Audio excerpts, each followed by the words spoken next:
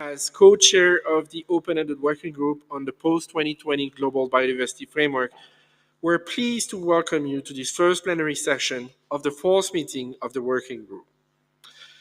We would like to thank President of COP15, His Excellency Juan Ronquiu, and all the members of the COP Bureau for their guidance. Colleagues, as you know, UNEP has generously helped us to convene our meeting here in Nairobi, which will help us continue our progress toward COP15. We would now like to invite Ms. Inger Andersen, the Executive Director of the United Nations Environment Programme, to address the meeting. Ms. Andersen, you have the floor.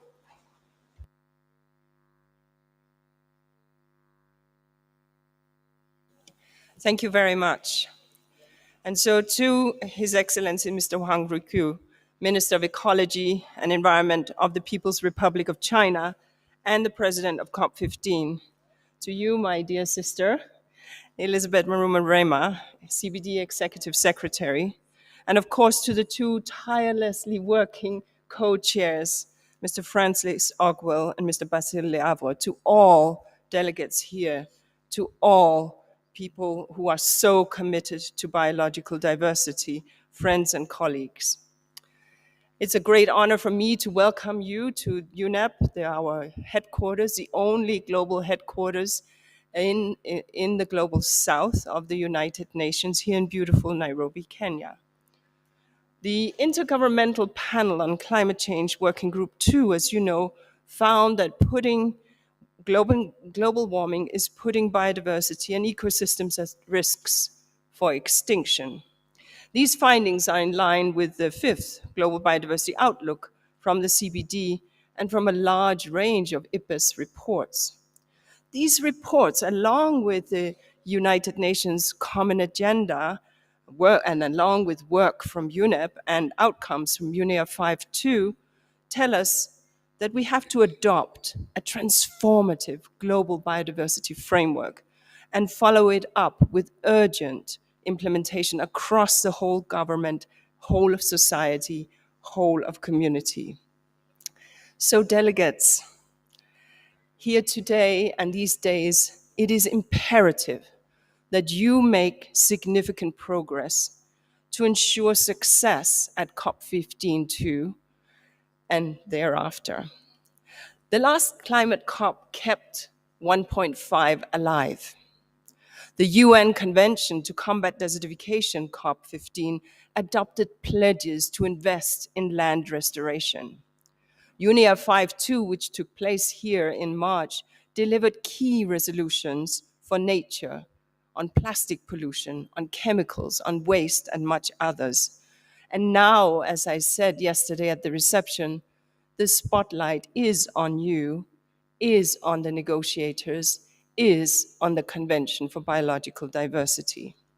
And therefore, the post-2020 biodiversity framework, with its associated decisions and commitments on resources, on transparency, is a critical piece of the multilateral puzzle that, when assembled, will lay out that pathway to end the triple planetary crisis, the crisis of climate change, the crisis of biodiversity and nature loss, and yes, the crisis of pollution and waste. In Geneva in March, you met and you negotiated many of the goals and targets of the framework. The subsidiary bodies adopted important recommendations to support the development and implementation. Progress was made on the monitoring framework. Here in Nairobi, you now need to finalize the entire framework as a recommendation to COP15. Friends, you have key progress, significant progress, important progress to make, and it is in your hand. Let me run through just a few points where I think it's absolutely significant that you nail this down during this meeting. First, defining ambition and measurability.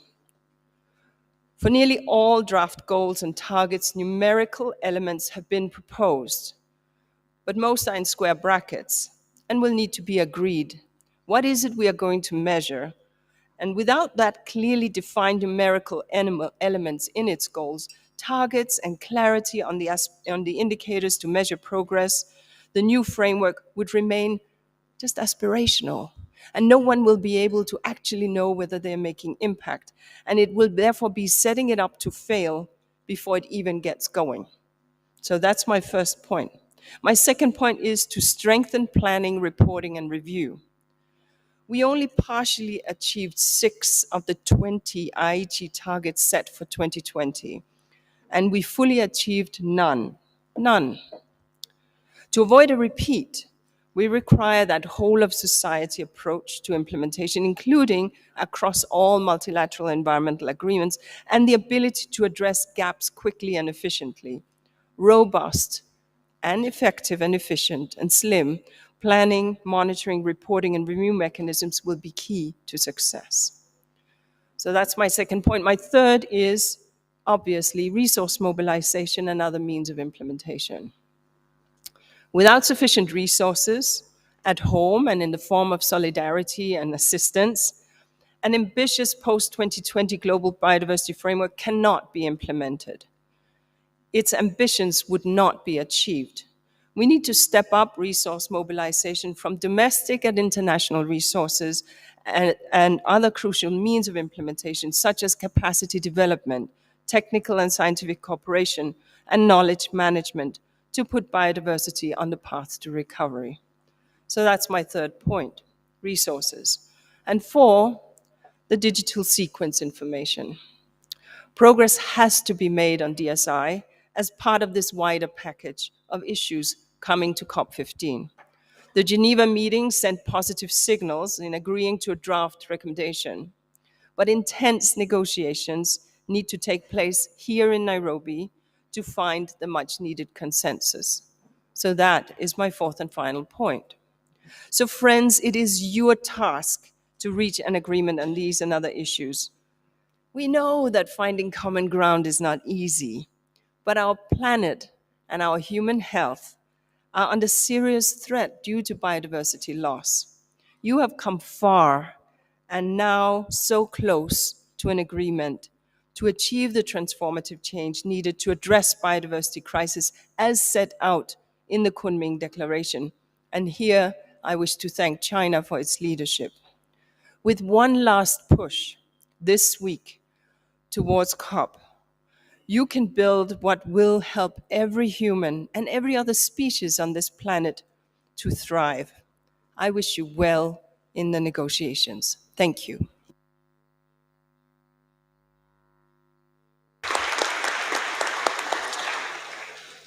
Thank you, Ms. Anderson, for providing a warm welcome to delegates and for hosting this important resume session. We look forward to your continued support throughout the post-2020 process. Distinguished delegates, the government of the People's Republic of China hosted the first part of COP15 in a virtual format from 11 to 15 October 2021 with a limited on-site presence in Kunming. The second part of COP15 will reconvene in a face-to-face meeting later this year. We're now honored to hear a video statement from His Excellency Huang Rengqiu, Minister of Ecology and Environment of the People's Republic of China and the President of COP15.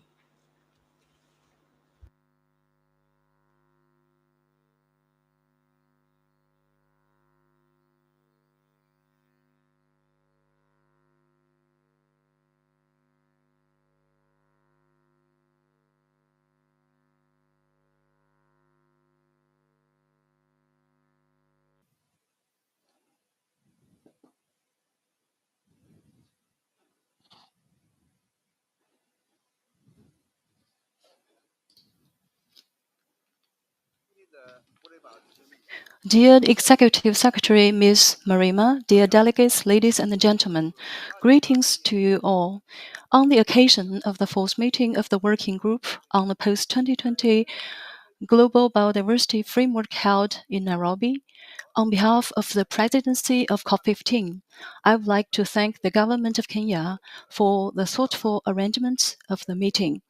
I would also like to thank the members of the Bureau, The colleagues of the Secretariat of the Convention on Biodiversity, the parties, the stakeholders, the media, and the public for their strong support to me in fulfilling my duties as president of the conference. The global biodiversity conservation process is progressing steadily, and it will not be so without everyone's efforts and contributions. Biodiversity makes the earth exuberate with great vitality. It underpins human existence and development. At present, the declining trend of global biodiversity has not been fundamentally curbed, and all parties have to work very hard to turn it around. Last October, the first part of COP15 was successfully held in Kunming, China. President Xi Jinping and other 8 state leaders and the Secretary General of the United Nations attended the Leaders' Summit. At the meeting, President Xi Jinping announced, among other host country initiatives, the establishment of the Kunming Biodiversity Fund, with China taking the lead in contributing 1.5 billion Chinese yuan. The conference adopted the Kunming Declaration, a high-level political outcome document, which has greatly boosted the confidence in global biodiversity conservation and injected a strong political impetus. In March of this year, we gathered in Geneva, Switzerland, for the first face-to-face negotiation on topics related to the GBF since the outbreak of COVID-19. All parties fully expressed their positions and views in a highly constructive manner, demonstrating their consensus on multilateralism and a willingness to seek common ground while resolving differences, laying down a solid foundation for follow-up negotiations. I was deeply encouraged by the unremitting efforts and proactive actions of all parties to reach an ambitious, pragmatic, and balanced GBF. The Nairobi meeting is the last negotiation before the second part of COP15. I hope all parties will seize this spring opportunity to further strengthen their political will to adopt the GBF, maximize consensus, and seek common ground while resolving differences. I also hope that on the key topics such as digital sequence information, on genetic resources and resource mobilization, the party will, in a spirit of flexibility and collaboration, jointly push for substantive progress in the negotiations on the GBF and get a clean text for the framework so as to lay the foundation for the smooth convening of the second part of COP15. At the same time, I have also noticed that in spite of the divergence in the current negotiations on the GBF text, all parties have a strong will to strengthen the conservation of global diversity, and we all hope to put biodiversity on the track of restoration before 2030 and realize a beautiful vision of living in harmony with nature by 2050, and we all hope for greater contributions of biodiversity to human well-being and sustainable development. I firmly believe that as long as we stay true to this original aspiration with the vigorous push of every one of us, no divergence, no matter how big it is, cannot be closed, and no path, no matter how treacherous it is, cannot be crossed. We have reason to be fully confident that the GBF will be adopted at the second part of COP15. Dear delegates, ladies and gentlemen, according to an African proverb, if you want to go fast, go alone. If you want to go far, go together. This proverb profoundly interprets the true meaning and value of cooperation. No global problems facing human beings can be solved by a single country alone. They call for global actions, global response, and global cooperation. I hope that during this meeting, all parties will, in the spirit of international cooperation and multilateralism, meeting each other halfway, strive for new progress in the GBF consultations, and work together to build a fair and reasonable global biodiversity and governance system where every party does its best, and write a new chapter of global biodiversity conservation together. Thank you all. 莫雷马执行秘书，各位代表、女士们、先生们，大家好！支持2020年。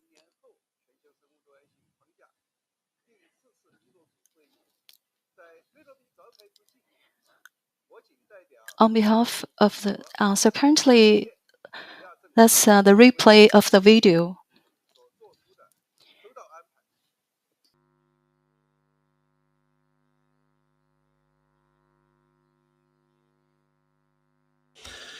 Thank you, Excellency, for your remarks and for your leadership. I am confident that all delegates will join me in offering our sincere thanks to the Government of the People's Republic of China for undertaking the vital task of serving as presidency for COP15. Expressing our thanks to Ms. Elizabeth Mahoma Mrema, the Executive Secretary of the Convention on Biological Diversity, for support in organizing this meeting, we now invite the Executive Secretary to address the meeting. You have the floor, Ms. Mrema. Thank you very much, Co-Chair. Excellencies, distinguished delegates, ladies and gentlemen, it gives me great pleasure to welcome you all to the fourth meeting of the open-ended working group on the post-2020 Global Biodiversity Framework. This meeting marks an exciting moment for the international community.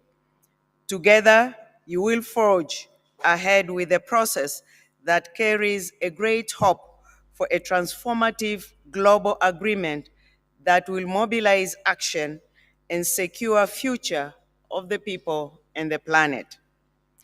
We hope we have all come a long way since the first meeting of the working group, which was held here in Nairobi in August 2019.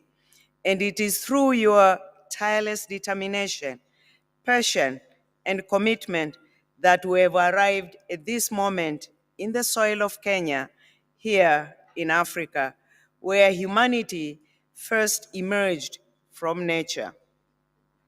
It provides us all with the perfect setting for recommitting ourselves to this essential work and building momentum for our journey towards the second part of the 15th meeting of the Conference of the Parties. I would like to thank the Conference of the Party President, His Excellency Mr. Wang Ruichun, Minister of Ecology and Environment of China, for the successful hosting of the first part of the 15th meeting of the Conference of the Parties, which saw the adoption of the Kunming Declaration and the establishment of the Kunming Biodiversity Fund, and for his continued guidance since then. I would also like to sincerely thank him and his representative, Madame Zhao Gomei, as well as all our colleagues of the COP Bureau for his outstanding leadership in preparing for this meeting. Equally, I would like to thank the United Nations Environment Programme, as well as the United Nations office here in Nairobi, for hosting us here in Nairobi this week. Personally, sincere thanks to Ms. Inga Anderson, the UN Under-Secretary General and the Executive Director of the United Nations Environment Programme, as well as Ms. Zainab Hawa Bangura, Under-Secretary General and Director General of the United Nations Office at Nairobi, and for their teams for support in organizing this meeting and for the valuable partnership and cooperation we have continued to receive. We have also with UNEP colleagues and for hosting the lovely reception for us last night. My sincere appreciation and admiration also goes to the chairs of the subsidiary bodies of the Convention on Biological Diversity. In particular, Mr. Ezequiel Benedettis Diaz of Mexico, the chair of our subsidiary body on scientific, technical, and technological advice, and Ms. Charlotta Visti of Sweden, chair of our subsidiary body on implementation, for providing outstanding leadership and guidance to their respective bodies, which have developed key recommendations on matters that will become an intricate part of the post-2020 package to be adopted at the meeting of the Conference of the Parties.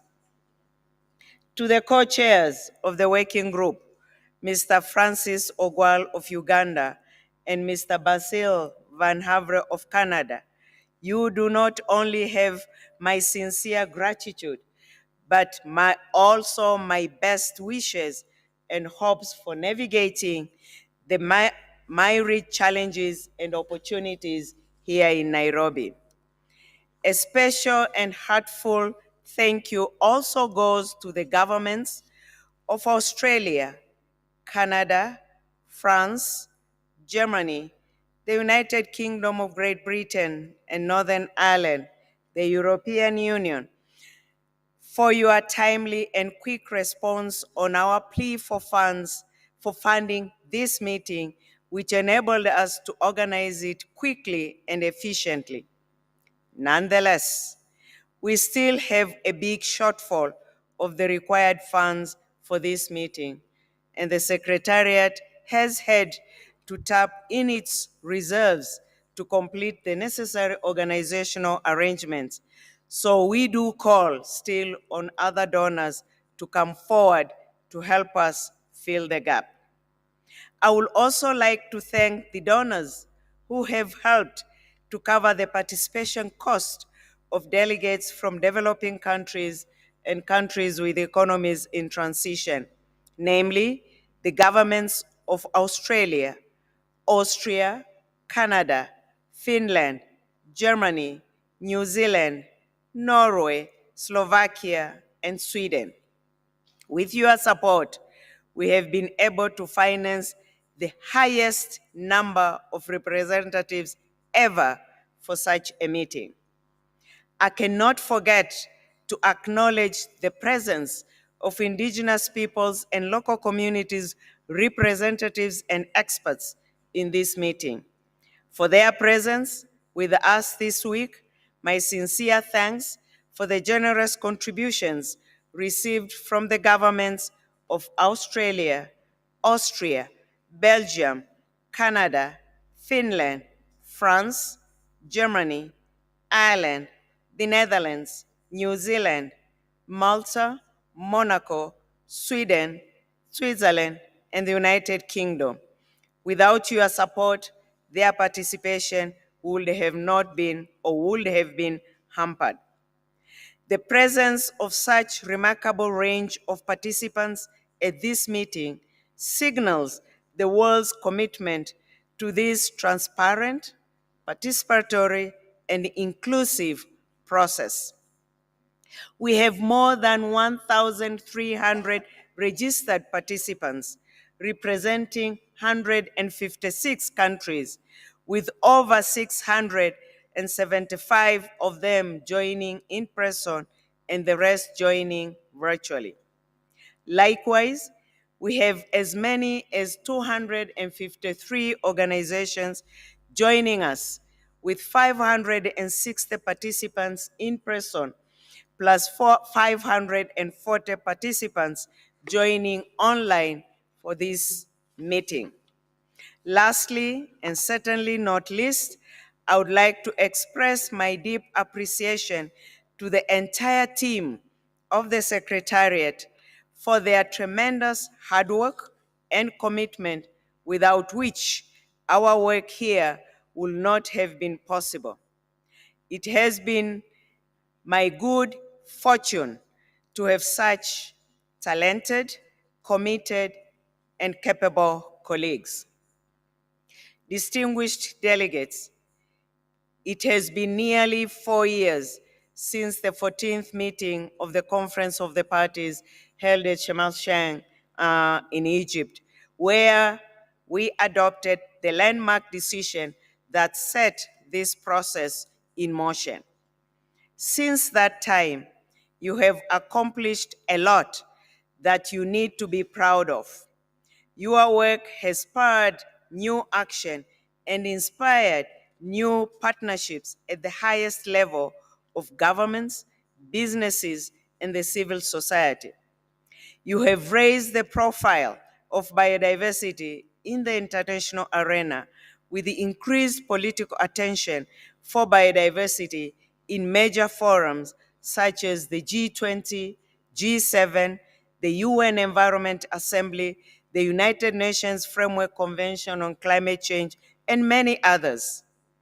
Public calls for action to safeguard nature, led by the world's youth, grow stronger by the day, as unfortunately, nature continues to decline at unprecedented rates, and the impacts of biodiversity loss truly hits us all at home. Most important, through countless nights, difficult technical and scientific discussions, and the intense political battles, you have persevered and laid a solid foundation for your work at this meeting.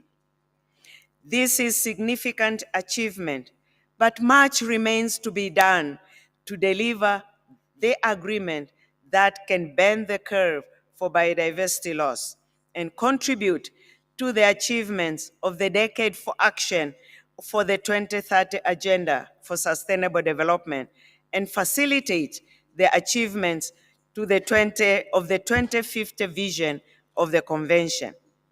The world expects this meeting to produce a strong political signal that will build momentum for the early deployment at home, accelerate swift implementation on the ground, and change our current course within this decade. This meeting, therefore, carries an enormous responsibility. This is our last meeting before the second part of the Conference of the Parties later this year, and our last chance to shape not only the framework, but the many moving parts that will interact with the framework and help us achieve our goals with urgency as 2030 draws even closer on the horizon. We will once again be working amid the continuing threats of the global, including natural and man-made disasters. But I'm certain that together we can demonstrate once again the power of international cooperation and multilateralism and move our agenda forward in the coming days. To quote a famous saying, we all do better when we work together. Our differences do matter, but our common humanity matters more. End of quote. With the support of the Secretariat and the guidance of the co-chairs of the working group and the Bureau, we can collectively work together to achieve our common vision and take another step closer to a better future for all. Distinguished delegates, finally, I'm honored to make an important announcement that every one of you has been patiently waiting for months or for days and weeks ago.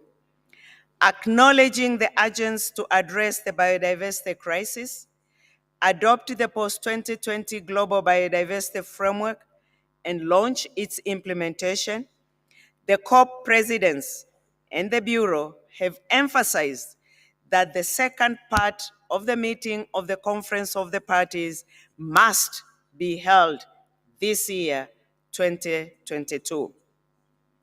Due to the continued uncertainties related to the ongoing global pandemic, the government of China, as the co-president, with the support of the Bureau, has decided to relocate the second part of the meeting of the Conference of the Parties. After a series of consultations among the government of China as the co-president, the Bureau, the Secretariat, and the government of Canada as the host of the Secretariat, it has been decided that part 2 of the meeting take place at the seat of the Secretariat in Montreal, Canada, from 5th to 17th December 2022. Further information is provided in the notification that has just gone out or been issued. I take this opportunity to sincerely thank the government of China for its flexibility, strong support, leadership, and commitment during these challenging and critical times. I would also like to thank the Government of Canada, the host of the Secretariat, for its readiness to speedily step in and provide the location for our meetings. You will also appreciate that this change of venue, with this change of venue, there is need for all parties to be prepared to share the cost of holding our second part of the Conference of the Parties in Montreal. I count on all parties for their timely support and commitment towards making this Conference of the Parties successful. The Secretariat will continue to work closely in the coming days, weeks, and months with the COP presidents and the Government of Canada to ensure preparations are fully in place for a successful 15th meeting of the Conference of the Parties and the concurrent meetings of the parties to the protocols in December 2022. I wish you all fruitful deliberations this week. Thank you.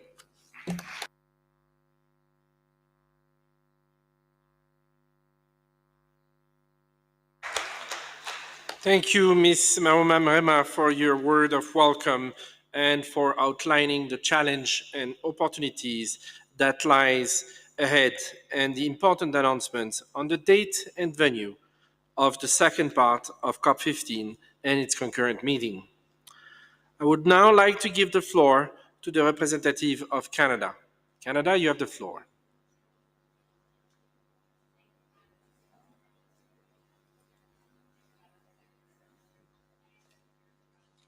Not working.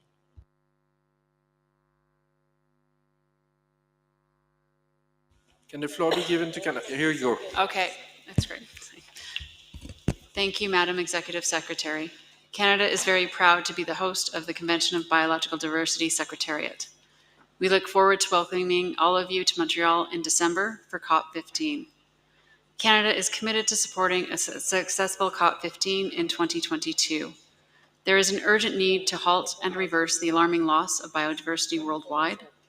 With up to 1 million species currently at risk of extinction worldwide, the world cannot afford to wait any longer for global action on nature protection.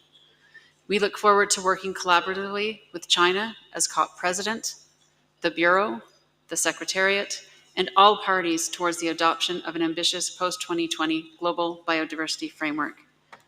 Finally, as it will be December in Montreal, I encourage all of you to think about acquiring some warm clothing.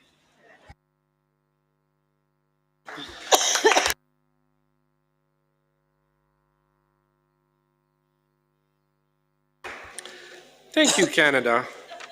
We also appreciate the readiness of Canada to provide the venue in Montreal in the lovely months of December.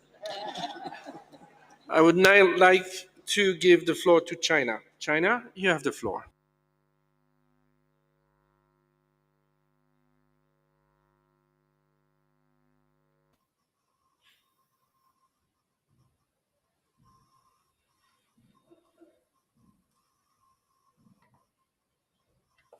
“请中国代表打开麦克风。”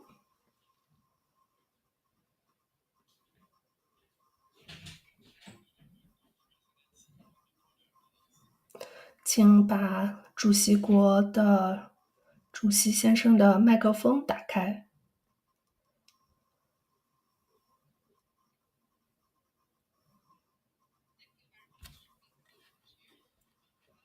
COP presidency, we would like to take this opportunity to thank Canada for their gracious offer to host the second part of COP15. We also would like to thank the Executive Director of UNEP, Madam Inge Anderson, Executive Secretary General, Ms. Marema, Secretariat, and the Bureau for their guidance and endorsement. And particularly, we thank you, the parties and stakeholders, for your support. We all understand it's not an easy decision for all of us, particularly for China and Canada in such a short notice. We, as presidency country, will be in the position to closely cooperate with Canada and the Secretariat to ensure all the success of the second part of COP15 for the adoption of an ambitious and balanced global biodiversity framework. We look forward to concerted efforts throughout this week and beyond in December of this year. Thank you once again. Thank you very much.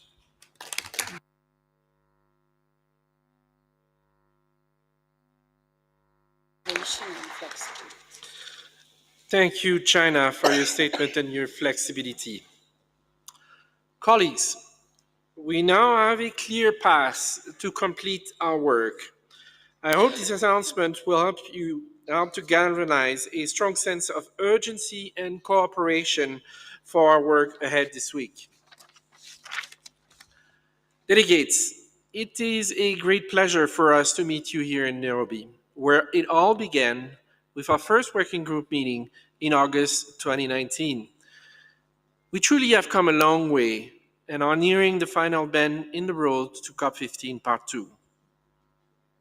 Despite the COVID-19 pandemic, which has caused some delays in our work, we have managed to keep up momentum in preparing the post-2020 Global Biodiversity Framework. My co-chair and I would like to express our thanks to parties and stakeholders for your tremendous efforts to advance the post-2020 framework at our third meeting, which met online August last year and in person in Geneva this March. As we resume third meeting convened in person in March this year, concurrently with Substa 24 and SBI 3, delegates significantly advanced the draft text of the framework, working of the first draft we published in July last year. The text that came out of Geneva meeting is now firmly in your hands.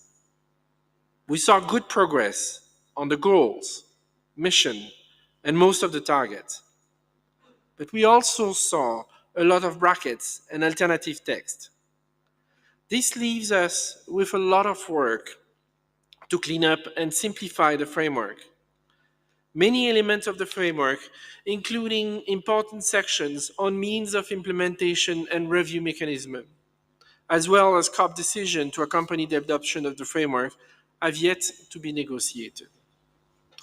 We would like to take this opportunity to remind parties that the fourth meeting in Nairobi is the last chance we collectively have to prepare a final draft for adoption at COP 15.2. A draft that is ambitious, realistic, and equipped with the required means of implementation and the appropriate mechanism to measure progress.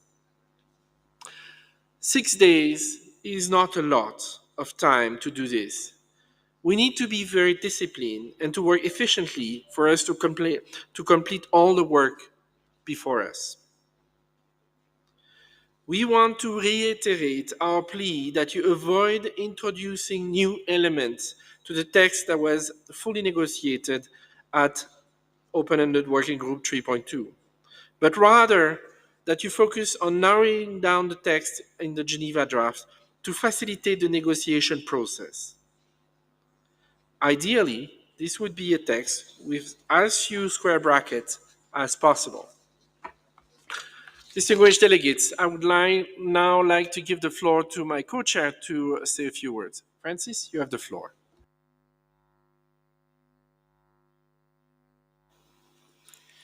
Thank you, Basil. Thank you, co-chair. Dear delegates, we are hoping that we will strive for a single formulation for each goal and target. That is as concise and communicable as possible, without sacrificing ambition and measurability. We strongly encourage delegates to make compromise. Unless we all make every effort to find consensus, we will not be in a good position to complete the negotiation at COP. It is also important to consider in your deliberations all the useful input coming from SBI and SAPSA intersessional work. Let us make the best use of it. Other guidance to keep in mind, dear delegates, is that the framework include language that should resonate beyond the mandate of environmental ministries. This, therefore, means that there is a need for a whole of government approach to implementation, which includes actions by finance ministries and others. This should be clearly communicated, which in turn requires simple language that can be understood by all. Beyond this, GBF is intended to be a global framework. The language should remain relevant to other MEAs and stakeholders, as we need to work together to achieve our vision of 2050. In fact, you should aim at using simple language that can be understood by all. At the same time, the value of this GBF will only be realized when implemented, something that you may want to keep in mind when you're drafting the text. You may also want to consider how you will balance efforts across all targets. Science tells us that achieving land and sea protection and conservation will not be sufficient to put us on a track to biodiversity recovery. On item 5, dear delegates, on digital sequence information on genetic resources, we saw significant progress, which provided a good basis for our work here in Nairobi. In Geneva, delegates managed to agree on a concrete list of areas for further consideration and preliminary elements of a draft decision for DSI at COP 15 during its second meeting.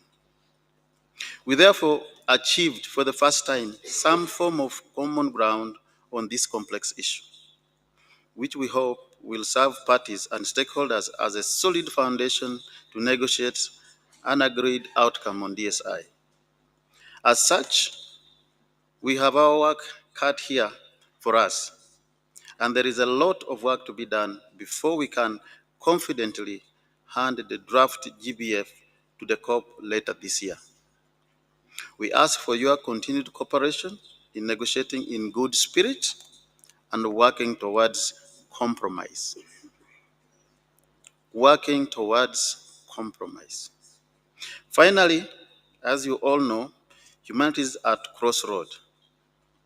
We believe that the people who have gathered here for these negotiations deeply value nature and the services it provides to people as much as we do, and understand that it is imperative to act now. A robust and ambitious framework will set nature on a path to recovery, protecting the foundation of all life on this planet that we depend on and that we wish to pass on to the next generation. Let us bridge our differences for the next 6 days and finalize the elements of our common vision for living in harmony with nature. Thank you, Co-Chair, back to you.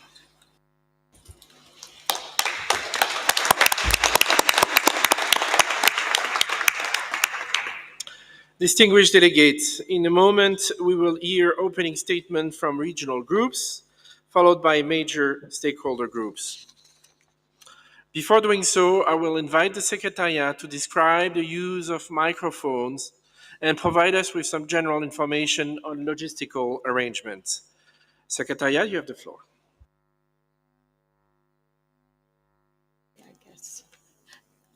Thank you, Co-Chair. And good morning, good afternoon, and good evening to everyone here. It is a pleasure to see you all back in person again. So first of all, I'll go through the COVID restrictions.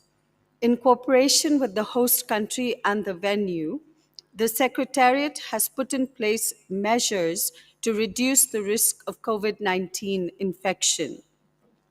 As you know, All in-person delegates are required to be vaccinated and to self-administer a rapid antigen test every morning before proceeding to the venue. A negative test result must be shown to access the venue. Inside the venue, delegates are required to wear face masks at all times, except when directly addressing the meeting or when eating and drinking in the restaurant areas. We have also endeavored to provide for social distancing and to avoid overcrowding. Accordingly, the total number of delegates allowed in this plenary room at any one time is limited, and for these reasons, the green and yellow secondary badge access passes are required, in addition to your conference badge. Unfortunately, this means that the space available in this room for observers is limited.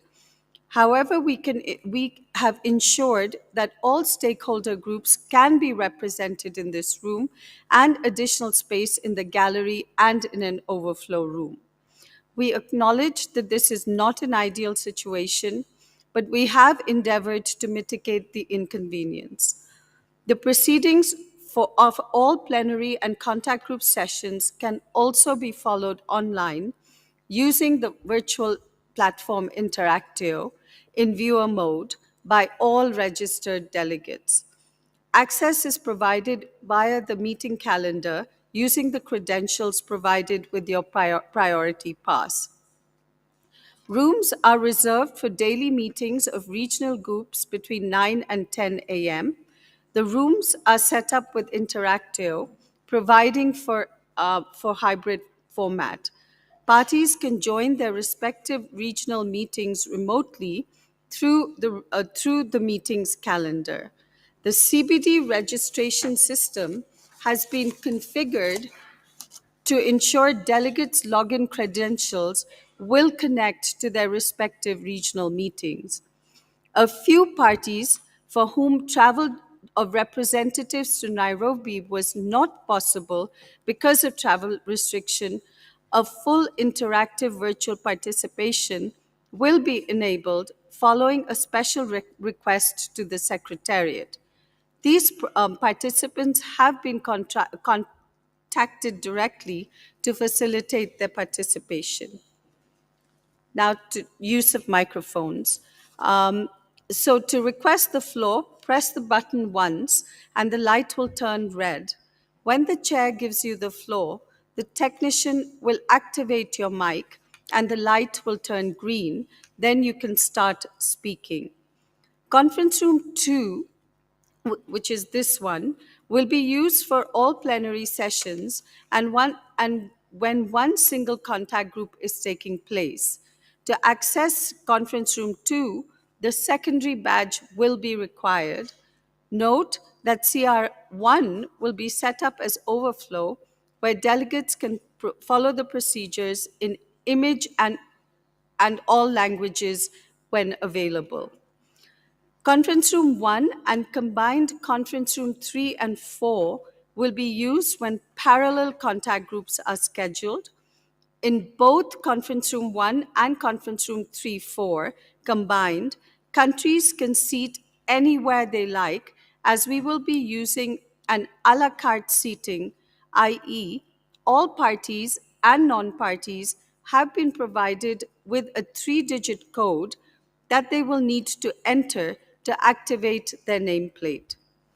Please note that only one plate can be used per country, and if the same number is entered from another location, it will override the previous request.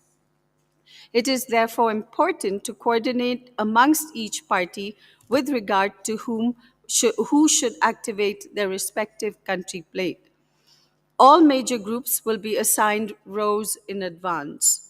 A timer will be embedded in the projected image, and delegates are requested when taking the floor to keep within the assigned time and to speak at a reasonable speed to facilitate the work of the interpreters. Statements on each agenda item from parties and observers will be limited to 6 minutes on behalf of regions, 3 minutes for individual parties, and 3 minutes for major groups, and 2 minutes for observers as time allows. The time for statements is limited. A clock is provided for you on the screen to help you manage your time, but please do not speed up your reading. For statements made in plenary, delegates are requested to upload their statements using the online application on the meeting page.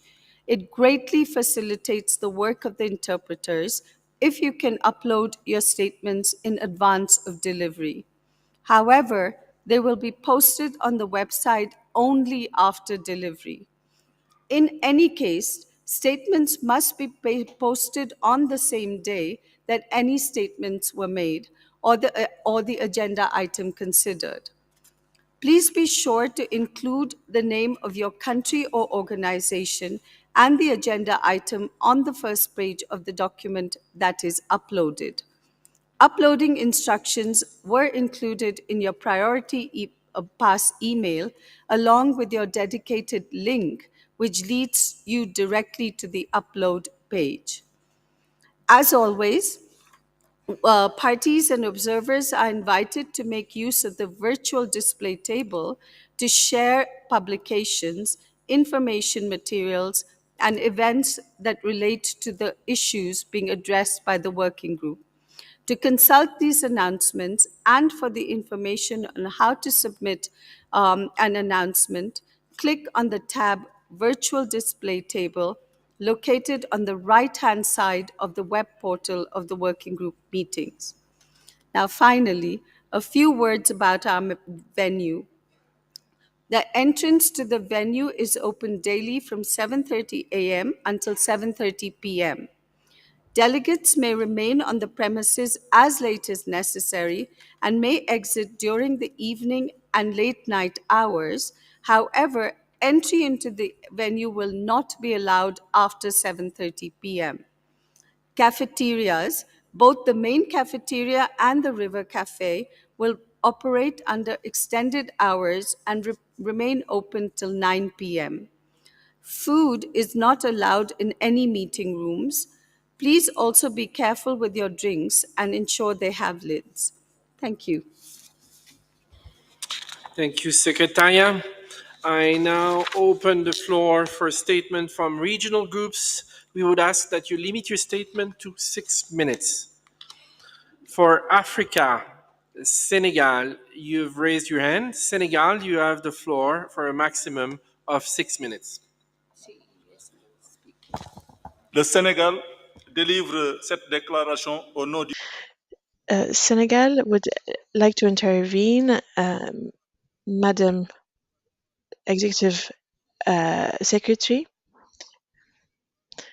co-president of the working groups for the open-ended working group on post-2020 Global Biodiversity Framework. Dear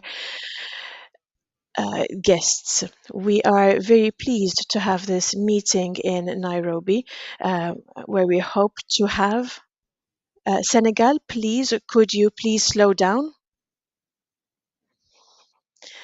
We are happy to have this meeting in order to reach um, an agreement for COP15. We would like to thank the Kenya government and people for having organized this meeting and their hospitality.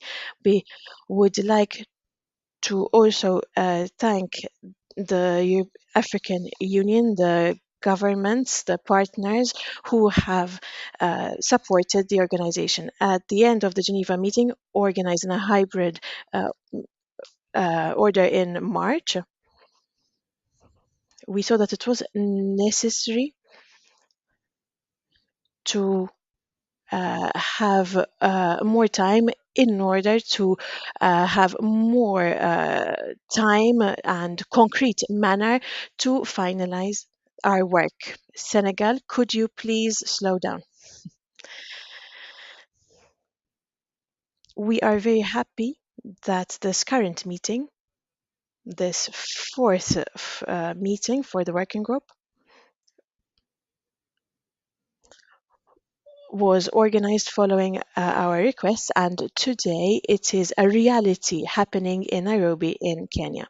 It is our opportunity for us, the African group, to reconfirm our engagement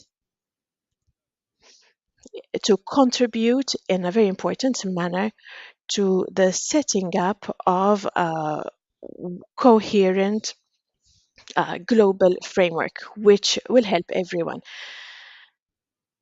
We are engaged here to work with all the different parties to find solutions in order to reverse this biodiversity world crisis which we are facing and which impact the whole of humanity. Ladies and gentlemen, it is in Africa where the majority of the population and communities depend on resources of biodiversity. And it is very important to note that all the issues of biodiversity degradation are being felt. We have different factors, direct and indirect factors, which have accelerated climate change. For this reason, Africa cannot allow the work to continue on this path. Therefore, it is time to adopt a global framework for biodiversity which is practical and ambitious enough, which will profit not only the African continent but the whole of humanity. It is clear that land degradation and ecosystem degradation impact the lives of the African communities and production capacities as well as national and local production. It also impacts the communities, and therefore we need to make sure that we work on the restoration of ecosystems in order to build more resilient ecosystems. Africa also wishes to underline the importance of management and use of natural resources, which would allow our economies to develop without compromising the future. Africa confirms its position when it comes to the post-2020 global biodiversity framework that we need to include the use of genetic resources and also digital sequencing. It would be ideal to have a multilateral framework which can give an important impetus to all our work. We would like to see the implementation of this framework, which will bridge the gaps in order to have a real implementation which can help. Therefore, we are committing ourselves to adopting a global framework which is in line with Article 20 of the Convention on the objectives of the Convention and its protocols. We also support the fund, the creation of a fund which looks at more accessible resources to all stakeholders. Ladies and gentlemen, we would like to see the implementation of this framework, but it will only be possible thanks to the input of everyone. And it is important to also show that Africa has one voice. We would like to show our real commitment to find solutions in order to make sure a success of this fourth meeting to reach a consensus to adopt the post-2020 Global Biodiversity Framework. We would like to repeat the commitment of the African group to reach a document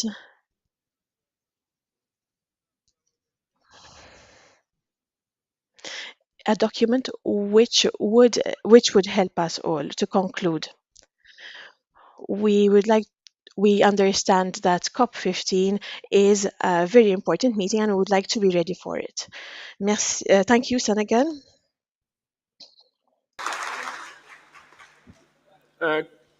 Distinguished delegates, I'll ask you to, in your statement, to speak slowly to help the interpreters, and to try to stick to the 6 minutes.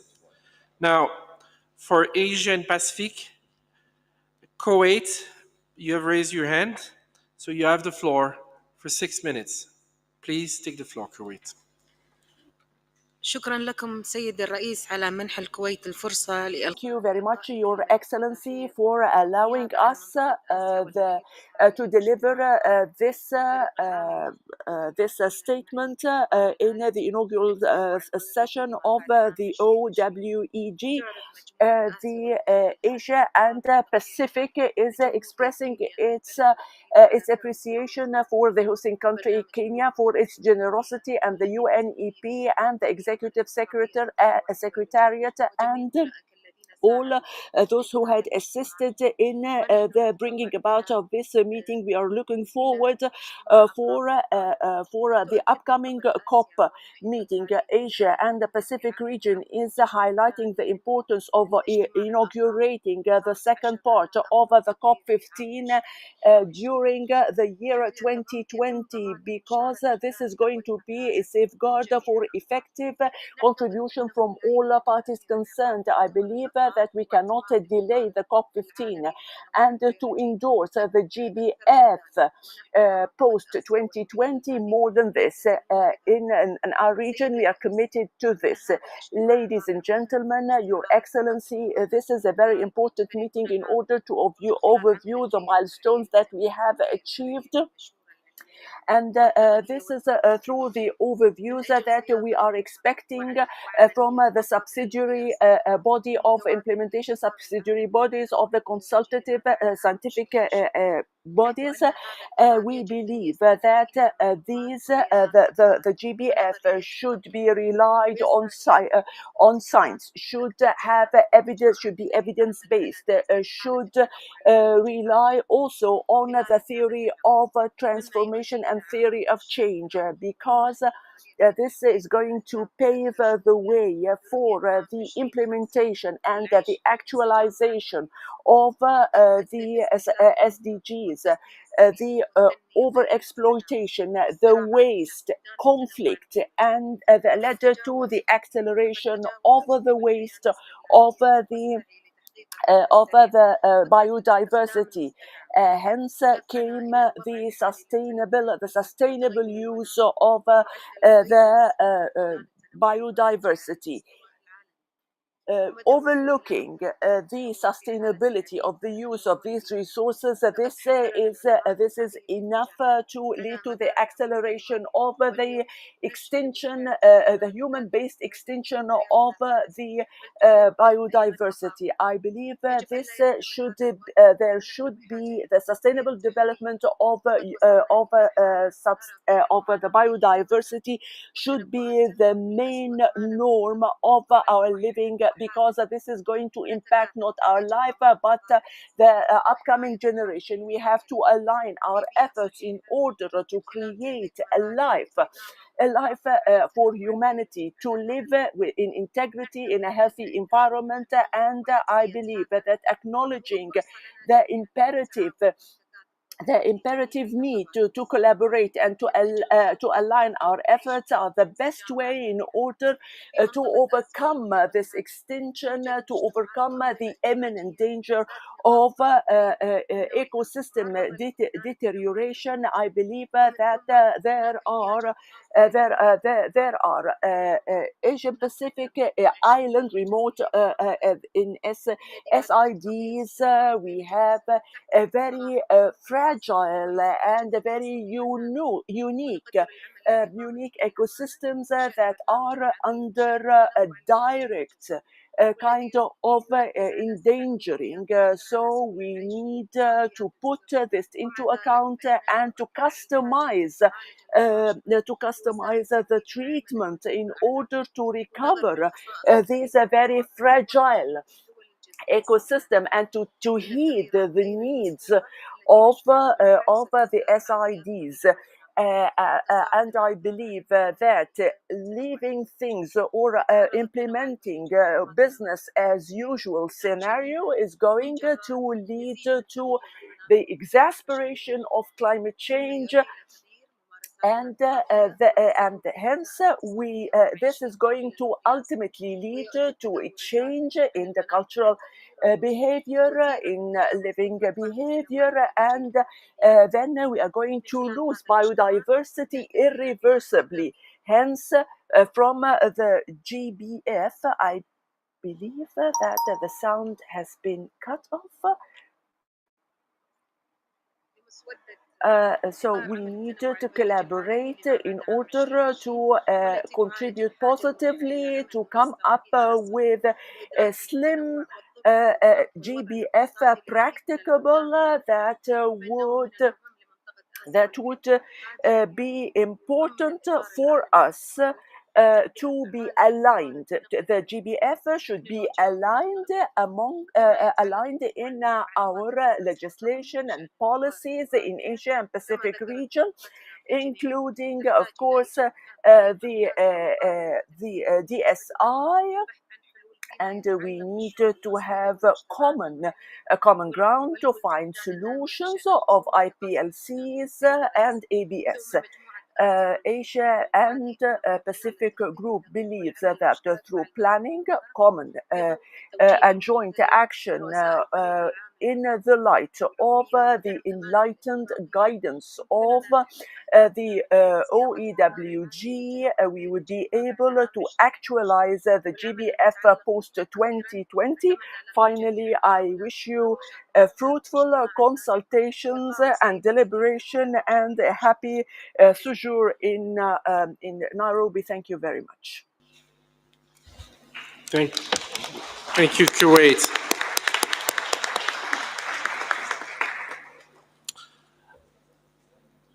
Now I would like to give the floor to the European Union. Can the floor be given to the European Union, please?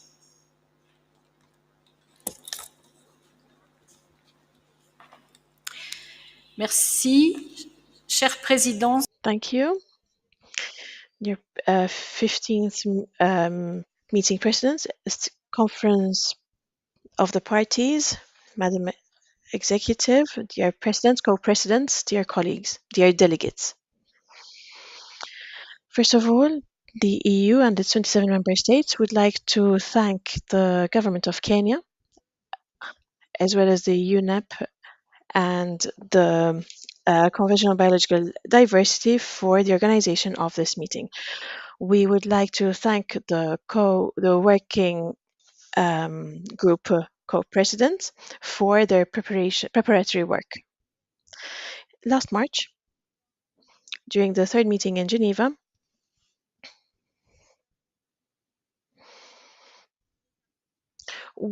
we had the opportunity to share our common issues on the GBF. And during this, and apart from that, though, despite all this work, we still have more work ahead of us. Here in Nairobi, we need to advance on all the issues which we did not discuss in Geneva, particularly the sections A to D and H to K, which include essential elements for this framework. To consolidate the structure of the framework, progress on missions targets in reducing the number of options. So we have a lot of work ahead of us on crucial aspects of this framework. First of all, we would like to welcome the commitment which we discussed in Geneva on 30% of lands by 2030. We need to protect, restore, and use in a sustainable manner the 70% left of the planet, and also to remedy the loss of biodiversity. The EU and its member states are convinced that the framework needs to be clear on the interdependencies on climate change and biodiversity loss. We need to find solutions based on nature, and we also need to take into consideration previous meeting results in order to try and solve these issues which are worrying on biodiversity. We consider that a clear commitment to reduce our footprint and to have limits should also be included in this framework. We need to concentrate on transforming changes, particularly when it comes to sectors which have the highest impact on biodiversity, as identified by the IPBES, and these sectors need to integrate biodiversity in their activities. We also need to work together on targets which promote agroecology and other positive agricultural techniques. We also need to underline the importance of local communities as guardians and partners of biodiversity, and this should be reflected in the framework. To reach this level of ambition which we target, we need to have a framework which is proportionate and ambitious. We hope we will be able to work with all the participants to ensure a pragmatic discussion which is also constructive on the mobilization of resources. In order to be successful, this package needs to look at the financing which is robust enough to work on the different targets. This package needs to take into consideration the existing resources, the alignment of public and private investment, and an increasing financing from the private sector. We need to understand all the work ahead of us, and we would also like to thank all the work which has already been done on the mobilization of resources. The EU and its member states will continue on their financing. We had a historic decision during the 8th meeting of FEM, which will contribute to the framework. Will the interpreters no longer have sound? We also need to ensure that the multilateral international banks also play a role on biodiversity as they do for climate. When we talk about DSI, we are also committed to continue working on identifying solutions acceptable for everyone, and Nairobi will be the right opportunity to work on a mapping of the work still left to be finished. Before ending, I would like to show the solidarity of the EU and its member states towards the Ukrainian people. We condemn the non-justified war against Ukraine, and which goes against the United Nations Charter of Fundamental Rights. The EU and its member states would like to ask Russia to stop this invasion, to remove all its troops, and respect the independence and sovereignty of Ukraine. To conclude, please rest assured that the EU and its member states will continue the discussion on different stakeholders, the local communities particularly. We're sure that this meeting will be essential to reach an agreement for COP15. We'd like to thank Canada for accepting to host the meeting in December under the presidency of China. And we request all members to make this COP15 a success in order to be able to face the challenges we are facing. We would like to announce that the European Union has today started working on a new series of measures on nature restoration and sustainable use of pesticides. Thank you very much. Merci, la France, au nom de... Thank you, France, on behalf of the EU. I would like to give the floor to Antigua and Barbuda. Can the floor be given to Antigua and Barbuda, please? Thank you, Chair. Antigua and Barbuda delivers this statement on behalf of the Latin America and Caribbean countries. First of all, we would like to thank the Secretariat for their work in the organization of this fourth meeting of the Open-Ended Working Group. We would also like to thank UNEP and Kenya for making this beautiful venue available on such short notice. We, the GRULAC, are pleased to be back in Nairobi, the center of gravity of environmental multilateralism. We would like to mention the unfortunate delay of ticketing to Nairobi. This caused great distress to several delegations. We acknowledge the efforts of the Secretary to overcome this situation and expect this will not occur again in the future. GRULAC would like to reiterate its strong support for the Chinese presidency. We are grateful for the Chinese efforts through the process of negotiating the post-2020 Global Biodiversity Framework. In particular, we appreciate the organization of a successful COP15.1, and we recognize the significant work and investments made towards the preparation of COP15.2. We thank the Chinese presidency for the decision to hold COP15.2 in 2022 due to the urgency to address biodiversity loss, and we look forward to their continued leadership in the final phase of negotiation of the Global Biodiversity Framework. We also thank the acceptance of Canada as seat of the Secretariat to host this meeting. As GRULAC looks forward to COP15.2 in Montreal, we stress the importance of ensuring the full and effective participation of developing country parties. We also underscore that the changing of location does not imply any changes in the roles of the Bureau and its presidency. We trust that under China's presidency, COP15.2 will deliver the ambitious results that we all expect. We sincerely regret that we are unable to meet in the beautiful Kunming, including its outstanding biodiversity and natural beauty, and we hope to visit there during the Chinese presidency towards COP16. We have come back to Nairobi where we first started this process almost 3 years ago to prepare the final draft of the post-2020 Global Biodiversity Framework for consideration at COP15.2. Geneva was the restart of our negotiation process. The meeting was useful to understand positions and to see them on the text. However, we left concern regarding the amount of outstanding issues and our ability to deliver a text that is suitable for the COP to discuss. We have come prepared to compromise and expect others to do so. We need to take advantage of this opportunity and clean as much text of the goals and targets as possible, as well as advancing negotiations on the other sections of the framework. To do so, we have to be able to move forward different elements that the Global Biodiversity Framework should contain.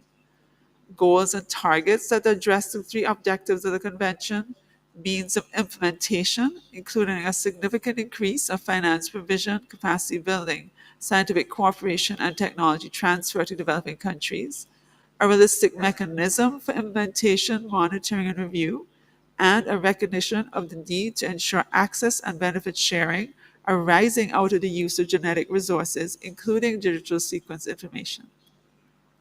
We also underline the need to recognize the undeniable role of women, girls, and youth. In this sense, GRULAC reiterates our strong support towards specific targets referring to women and girls.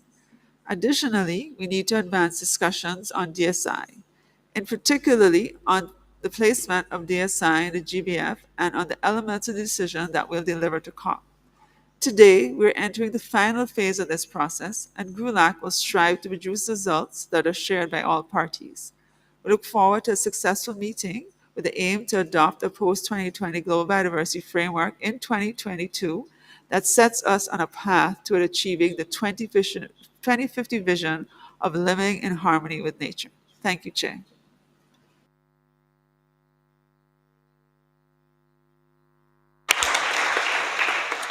Thank you, Antigua and Barbuda.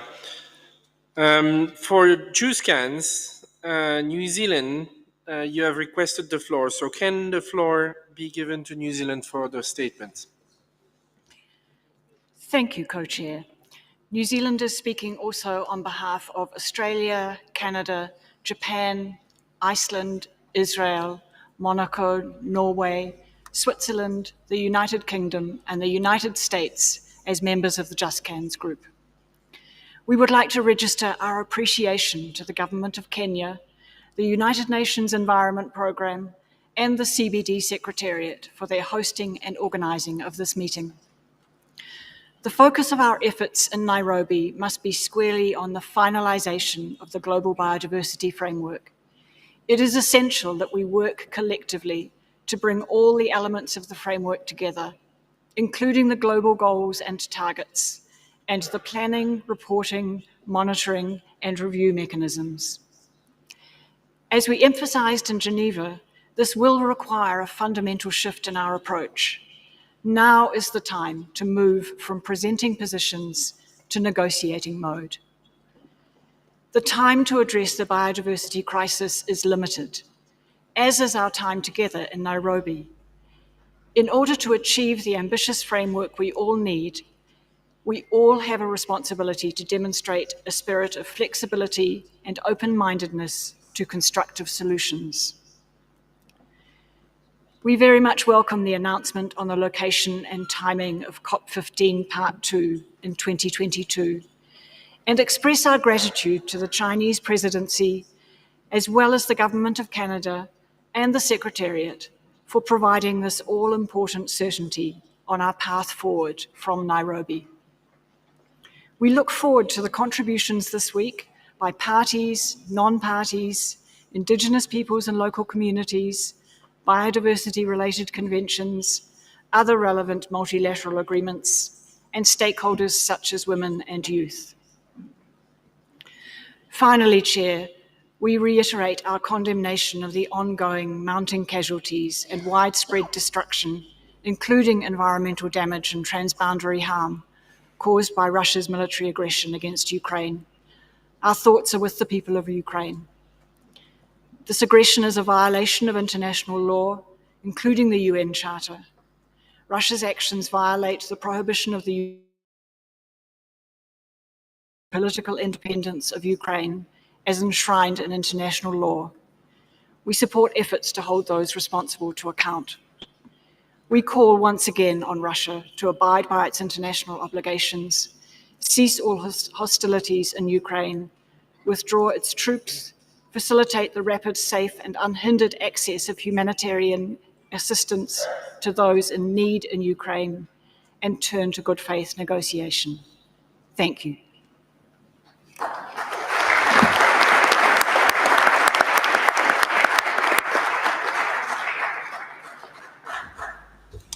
Thank you, New Zealand, on behalf of JUSCAN.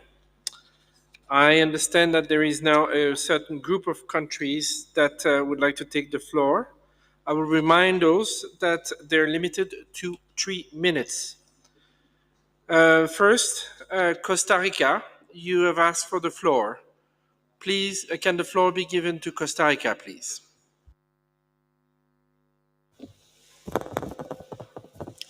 Thank you. Costa Rica is making the statement on behalf of the following parties and the United States of America: Australia, Belize, Canada, Chile, Colombia, the Dominican Republic, the EU and its 27 member states, Gabon, Guatemala, Israel, the Maldives, Mexico, Monaco, Nigeria, Norway, Palau, Peru, Switzerland, Trinidad and Tobago, and the United Kingdom. A longer version of the statement will be provided for the records of this meeting.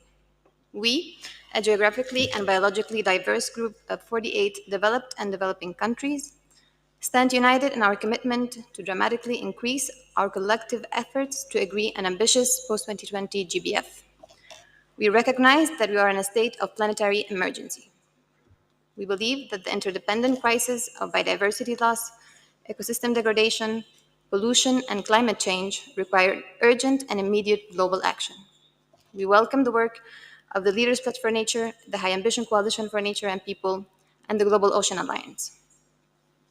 We commit to working closely together with the whole of society approach in the coming months to ensure the adoption and implementation of an ambitious post-2020 GBF that puts in motion the holistic transformative changes necessary to, by 2030, halt and reverse biodiversity loss and put nature on a path to recovery, to deliver the three interlinked objectives of the Convention and to benefit all people, especially those in vulnerable situations. In particular, we seek, at a minimum, the following priority outcome. The GBF's mission should be, by 2030, to halt and reverse biodiversity loss for the benefit of planet and people, and to put nature on a path to recovery. Fundamental to the implementation of the GBF will be the principles of gender equality, women and girls empowerment, youth intergenerational equity, rights-based approaches, and the full and effective participation of indigenous peoples and local communities. At a minimum, the GBF will commit all parties to address globally the key direct and indirect drivers of biodiversity loss, including land and use change, unsustainable and illegal use of species, climate change, pollution, and invasive alien species through at least an inter alia, retaining intact and critical ecosystems, reducing and eventually halting land and sea use change, conserving at least 30% of the global land and the ocean, restoring billions of hectares of degraded ecosystems, reducing pollution from all sources, driving ambitious outcome for the ocean, and implementing effective nature-based solutions and the One Health approach. We believe that the implementation of an ambitious GBF will require resources commensurate with the challenge. We recognize the obligation on all parties under the Convention and believe that the GBF must be accompanied by an ambitious resource mobilization strategy which substantially increases financial flows from all sources, domestic and international, public and private. We must commit to aligning all financial flows with the objectives of the Convention and the GBF, eliminating, phasing out, or reforming incentive harmful to biodiversity, accordingly, and increasing the efficiency and transparency of financial flows. We underscore that the effective implementation of an ambitious GBF will require capacity building and development, technical and scientific cooperation, and technology transfer. We recognize that all parties must have the necessary capacities to implement the GBF, and we acknowledge the fundamental importance of increasing the provision and mobilization of resources from those parties in a position to do so in order to close these gaps. We recognize that a solution for fair and equitable benefit sharing on digital sequence information on genetic resources should reflect the criteria agreed at the third meeting of the open-ended working group. We strongly encourage all parties to continue working together in the spirit of the decision adopted by COP14 to facilitate the making of recommendation to COP15 on how to address digital sequence information on genetic resources in the context of the post-2020 GBF. Ambitious goals and targets in the GBF should be underpinned by enhanced planning, reporting, and review mechanism to help guide parties in their efforts and to increase accountability at national and global levels. We believe that an enhanced implementation mechanism Costa Rica, not only are you going too fast, but you're well beyond the 3 minutes, so we will ask you to conclude immediately. Thank you. We strongly encourage all parties, partners, and other stakeholders to join our call to mobilize action and swiftly conclude the negotiation of an ambitious post-2020 GBF in 2022. Thank you.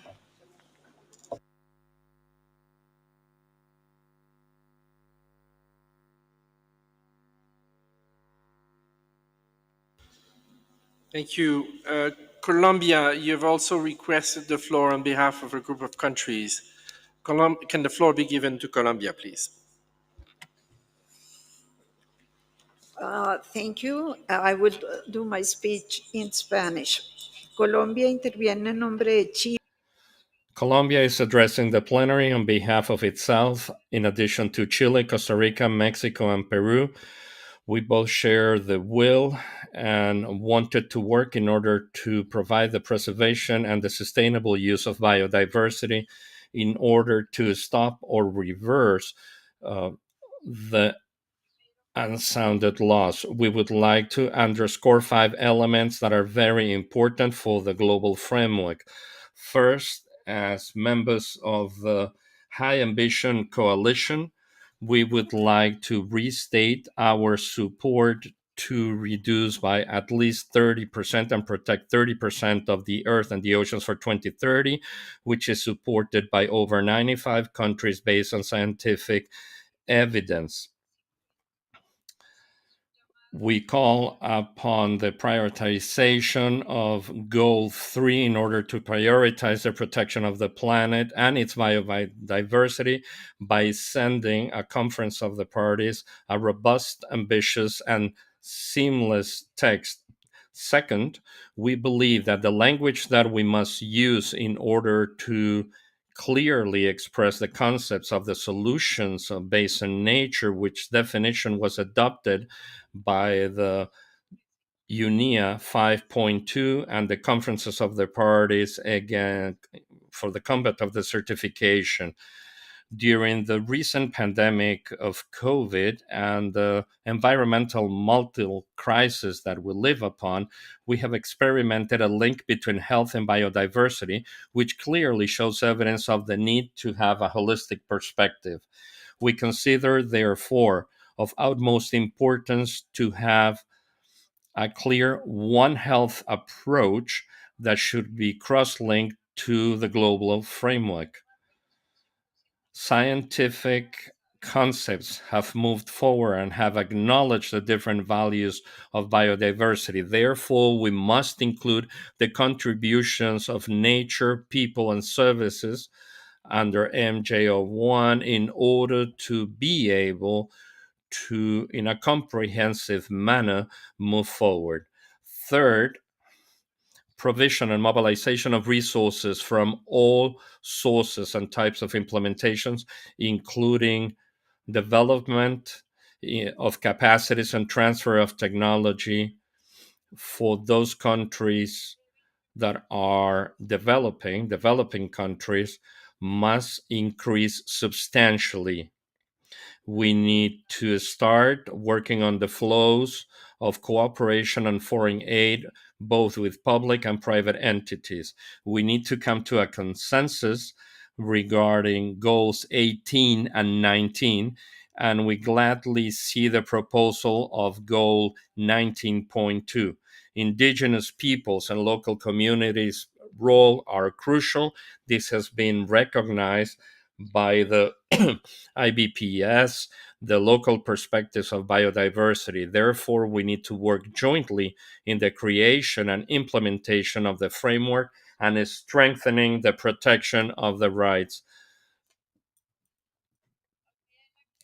We also have to implement this third objective in order to fulfill our 2050 vision. Finally, Colombia, on behalf of Chile, Costa Rica, Mexico, and Peru, would like to express our gratitude to the government of Kenya and UN Environment. Thank you so very much.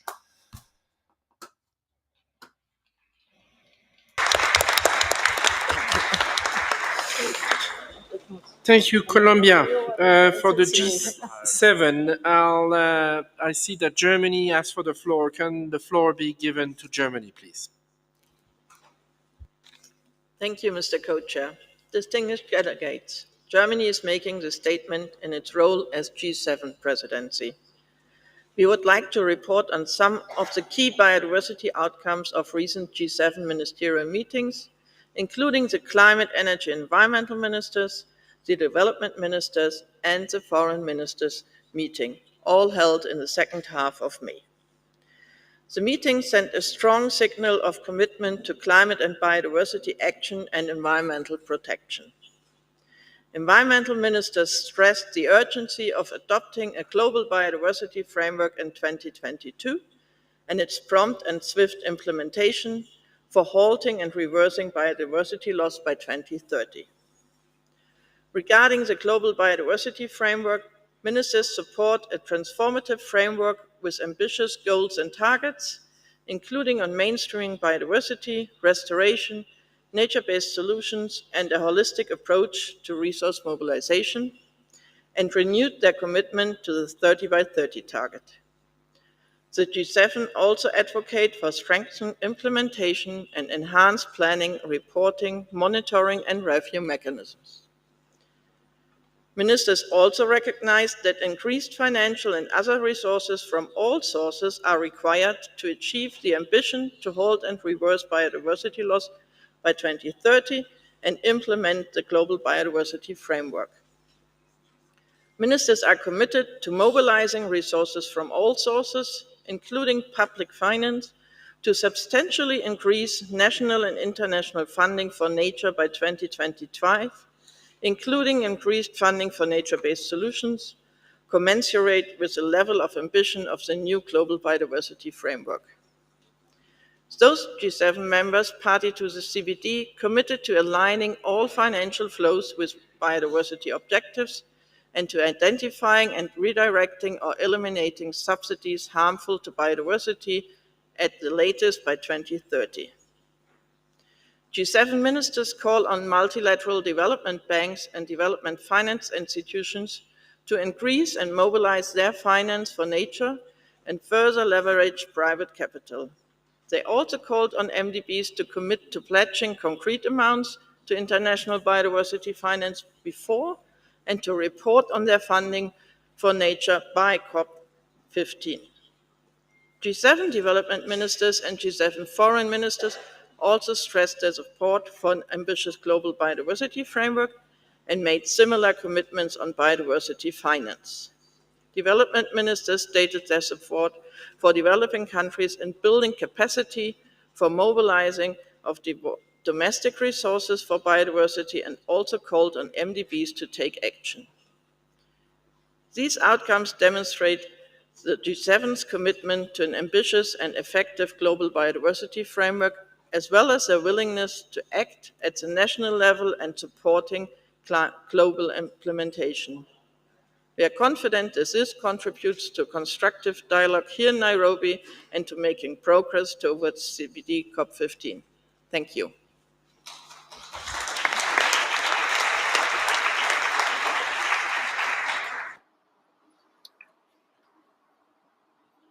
Request for the floor from Ukraine via Interactio. So can the floor be given to Ukraine, please?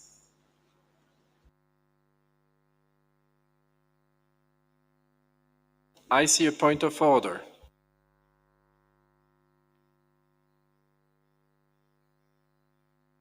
Can the floor be given to the Russian Federation, please? Спасибо, господин председатель. Thank you, Mr. President. We have a question about the order of this event. You have said earlier that today, during the agenda, the word will be given only to the representatives of regions. And now we would like to ask, why are you now going to give the floor to a single country, to Ukraine? Thank you.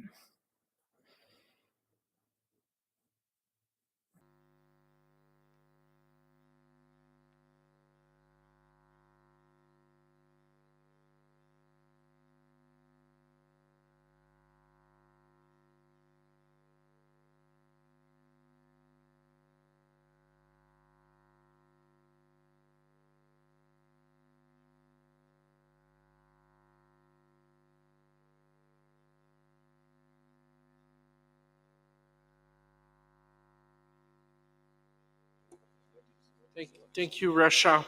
The rationale is that there has been no regional statement from the Central and Eastern Europe region. Thank you. May the floor be given to Ukraine, please.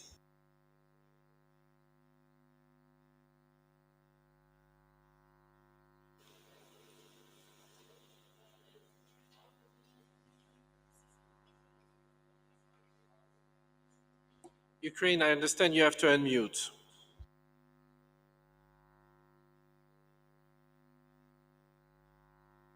Dear co-chairs, let me express our appreciation to the presidency for the leadership in guiding us through our deliberation and assures the Ukraine full support and cooperation.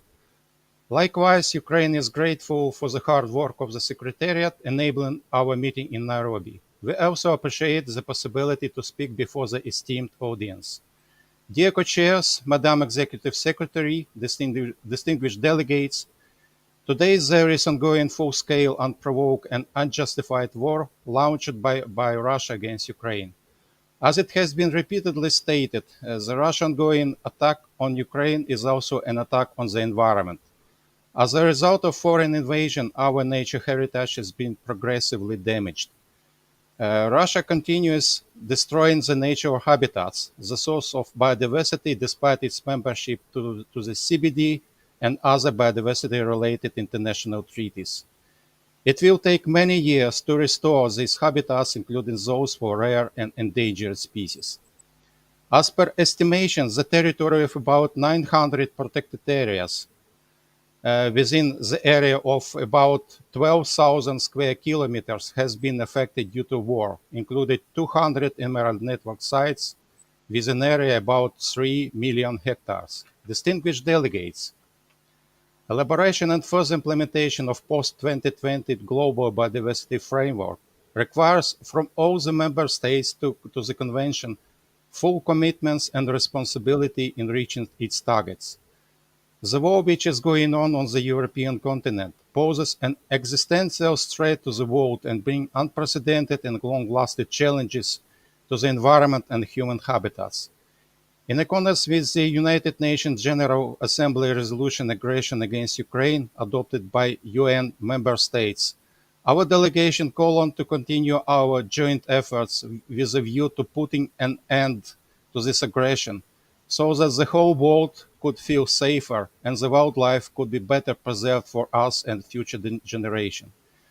I would like to thank to the country who support Ukraine in our fighting. The full version of this statement will be delivered to the Secretariat. I thank you, dear co-chairs, and kindly request that this statement be treated as an official document of the meeting. Thank you.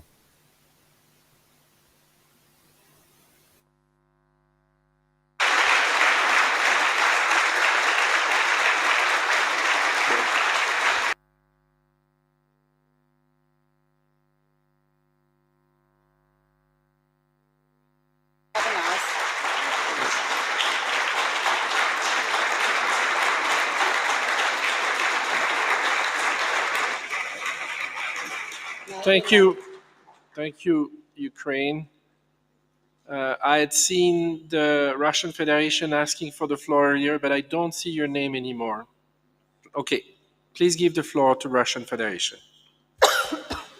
Спасибо, господин председатель. Thank you, Chair. We would like to greet the beginning of the work of this session, and the Russian Federation is going to do its best to negotiate this document. And we would like to give our response, and we would like to note that if a region does not make a common statement, it has the right to do so, but it is not a reason not to give the floor to other countries from this region. As goes to the CBC, we think that it is not the role of this organization to negotiate conflicts and regulate them. We think it should be done by other UN structures. So the CBD is all about biodiversity, and we do not understand why the CBD has not previously discussed any armed conflicts which happened in Yugoslavia or other countries, Afghanistan and others. They also caused the death of people, and damage to the environment, and we do not understand why Ukraine should be an exception. This conflict in Ukraine is a temporary one, and the goals which were set by the president of Russia, Mr. Putin, before our country will be will be will be will happen, and about 13,000 people were killed during this. Those were Russian people, and countries did not protest when those people were killed, and infrastructure in eastern Ukraine was broken. We have heard no information of how many bridges have been broken in eastern Ukraine, and how many weapons have been delivered to Ukraine by so-called Western democracies. So we call for you to stop the delivery of weapons aimed to destroying civil people in Ukraine. It is a military crime. The Western countries do not mention the facts which are connected to the illegal development of chemical weapons by the US in the territory of Ukraine. And we are sorry to say that the representatives of Ukraine, ES, and New Zealand point to the fact that the CBD does not concern as much with the biodiversity as with other issues, and ecological activities are aimed to unite people, nations together, not to separate them, and truth will prevail in the end. Thank you, Mr. Chair. Well, now would like to pass the floor on to Nigeria. Nigeria, you have the floor.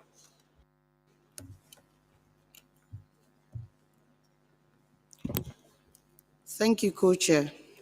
Nigeria makes the following statement on behalf of the Blue Leaders countries. Excellencies, distinguished colleagues, ladies and gentlemen, our oceans provide and regulate the resources that sustain life on Earth. Our oceans provide rainwater, drinking water, and food. They determine our weather, supply oxygen, and shield us from the worst effects of climate change.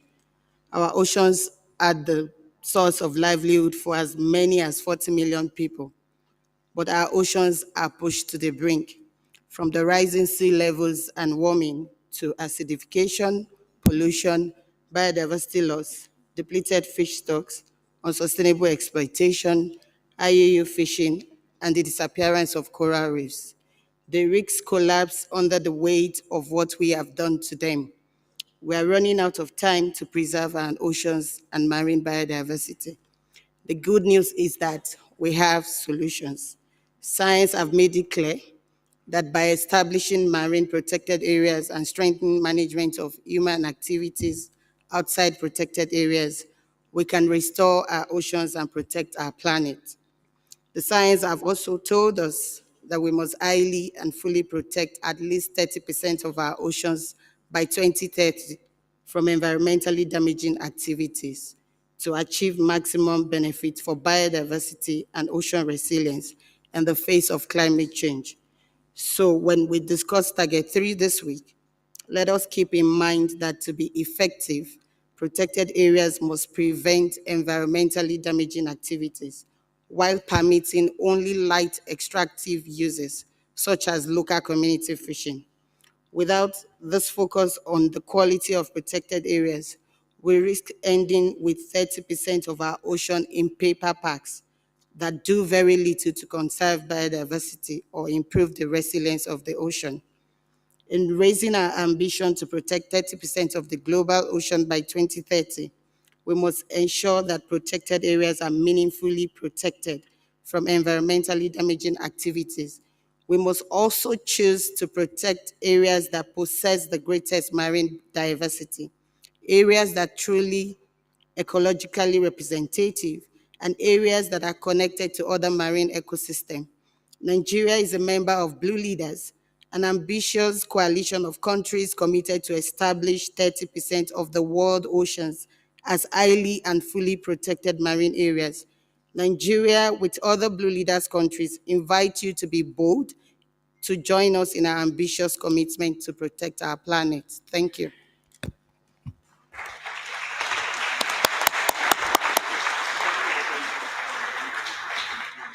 Thank you, Nigeria. Thank you, parties. This completes this portion. Distinguished delegates, we will now hear opening statement from major stakeholder group. We would ask that you limit your statement to 3 minutes. I would like to open the floor for intervention by a representative of major group. On behalf of IPLC, Mr. Ranson Kamusho of IIFB, I see you've already raised your hand, so can the floor be given to IPLC, please?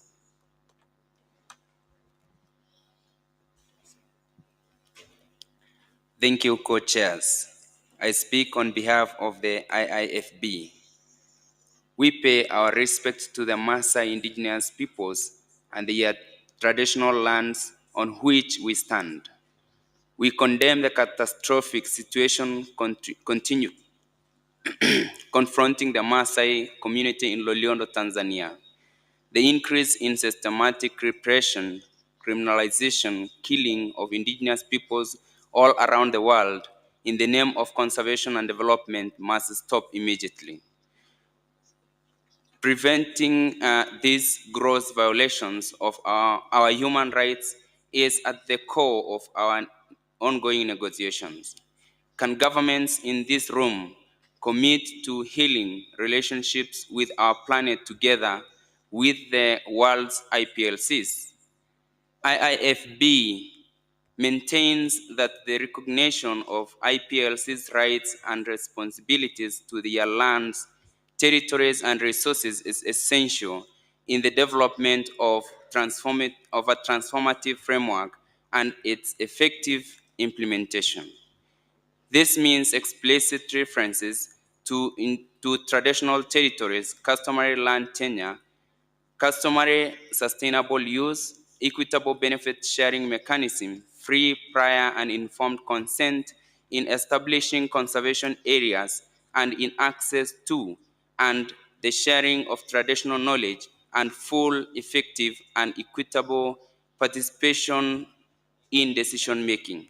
IIFB urges parties to fully embed IPLCs as vital actors and partners in the goals and targets of the post-2020, as well as in MBSAP's planning, monitoring, and review.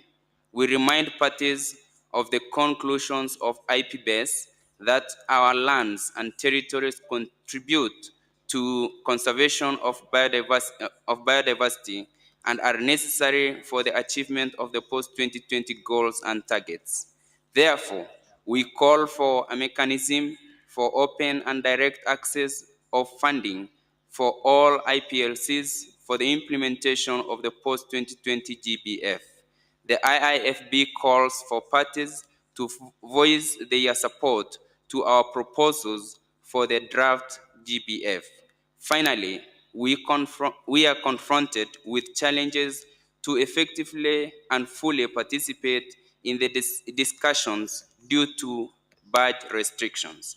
Additionally, late logistical arrangements for some voluntary fund-supported delegates prevented their ability to travel. We hope this will be remedied soon. Thank you, co-chairs. Thank you, IPLC. On behalf of women organization, we will hear from a representative from FAN, the Fundación Ambiente y Recursos Naturales. Ms. Tina Ray from the Women Caucus, please raise your hand. You have the floor. I see women. Please, the floor be given to women. Thank you, Chair. First, we would like to fully support the statement just made by the IAFB. Right here, right now, in Nairobi, we are at a critical junction of negotiations to enable an agreement for a transformative, inclusive, and human rights-based framework that effectively and equitably addresses the drivers of biodiversity loss and recognizes the rights and contributions of rights holders, especially indigenous peoples and local communities, women and girls, and youth. Halting biodiversity loss requires no less than changing the production consumption patterns, land and resource use governance to more equitable and sustainable models. Women have been biodiversity custodians, but their rights, innovations, knowledge, and practices have been neglected, and their participation in planning, policy, and decision making are often overlooked. These gender differentiated impacts are not anecdotal, they are systemic and interrelated. A gender specific target would serve to guide all biodiversity related planning, policies, and implementation with the gender lens that would ensure the full realization of the GBF. It would drive actions towards gender equality priorities and would ensure that countries consider this target in their planning, monitoring, and reporting processes.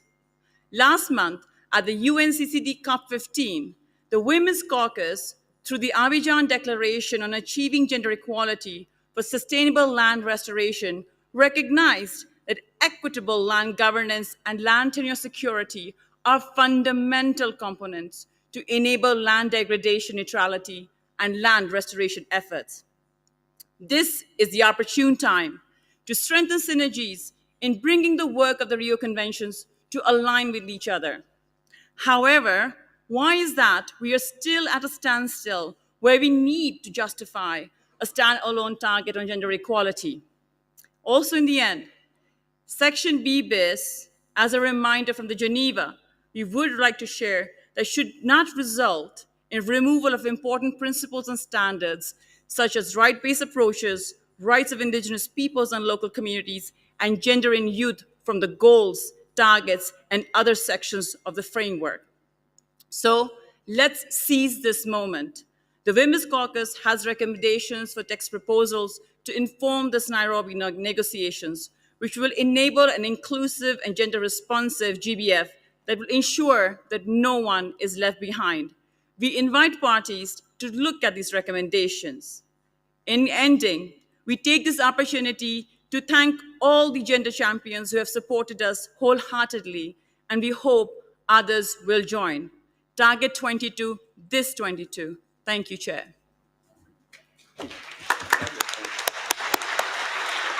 Thank you, Ms. Tinare.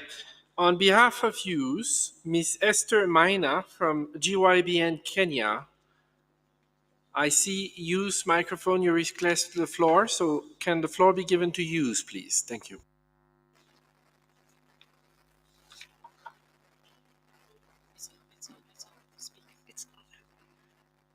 Thank you, Chair. I'm speaking on behalf of the Global Youth Biodiversity Network, Karibu Kenya. Dear delegates, the post-2020 Global Biodiversity Framework has become heavy, don't you think? It's weighed down, first of all, by brackets, by text we have not agreed on, by convoluted targets that span almost a page, by hundreds of things we have to go through one by one, spending precious time and resources that could have by now gone to implementation. We are disappointed that the framework is also heavy with false and shallow solutions. It has the same oppressive business as usual actions that barely scratch the surface of this deep-rooted socio-ecological crisis we are in. These harmful proposals are weighing down the other elements that can actually drive the change we are looking for. Furthermore, we struggle with the weight of a framework that has not listened to us. It is a framework that impacts us directly, yet is still almost devoid in any meaningful way of priorities that we as youth have called for from the beginning: intergenerational equity, transformative education, rights-based approaches, meaningful youth engagement, and very importantly, real and tangible impacts for young people and future generations, ensuring our right to a clean, healthy, and sustainable environment. At this point, on the long road towards adopting the Global Biodiversity Framework, we need champions. Our challenge to you, dear delegates, is to be champions at lifting the heavy weight of brackets, of false solutions, of empty promises, of ignored demands to make us feel safe and secure in our future. Lift the brackets on rights. Conservation has carried on for too long in ways that are often detrimental to human rights. We will never achieve a life in harmony with nature if we cannot ensure the rights and safety of those that are at the front lines of nature defense and hold the ancestral knowledge to manage it sustainably. We won't achieve a transformative change if our societies remain in a bubble that ignores issues of inequality, racism, and injustice. Be a champion for the ones who have been systematically marginalized by decades of failed and unjust policies. Keep us strongly in the targets and in the planning, reporting, and review mechanisms. We are key partners on this path, and we will not allow ourselves to again be sidelined only in sections without guaranteed accountability. And we need sufficient and accessible resources and the support for the actions that we lead. Be our champions. During these weeks, push strongly for a transformative change for future generations Hughes, and can you all complete your statement, please? life on earth. To conclude, for your reference, our text recommendations for this meeting are available at gybn.org/OEWG4. Thank you, Chair.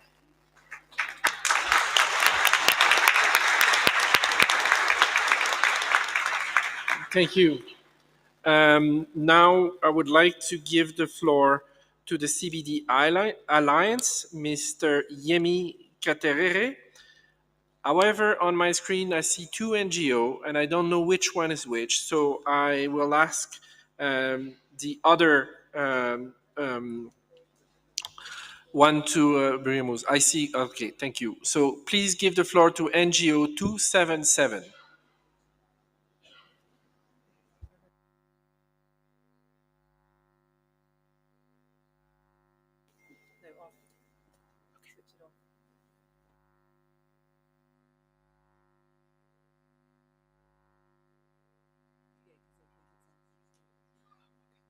$277, is that the right NGO? No?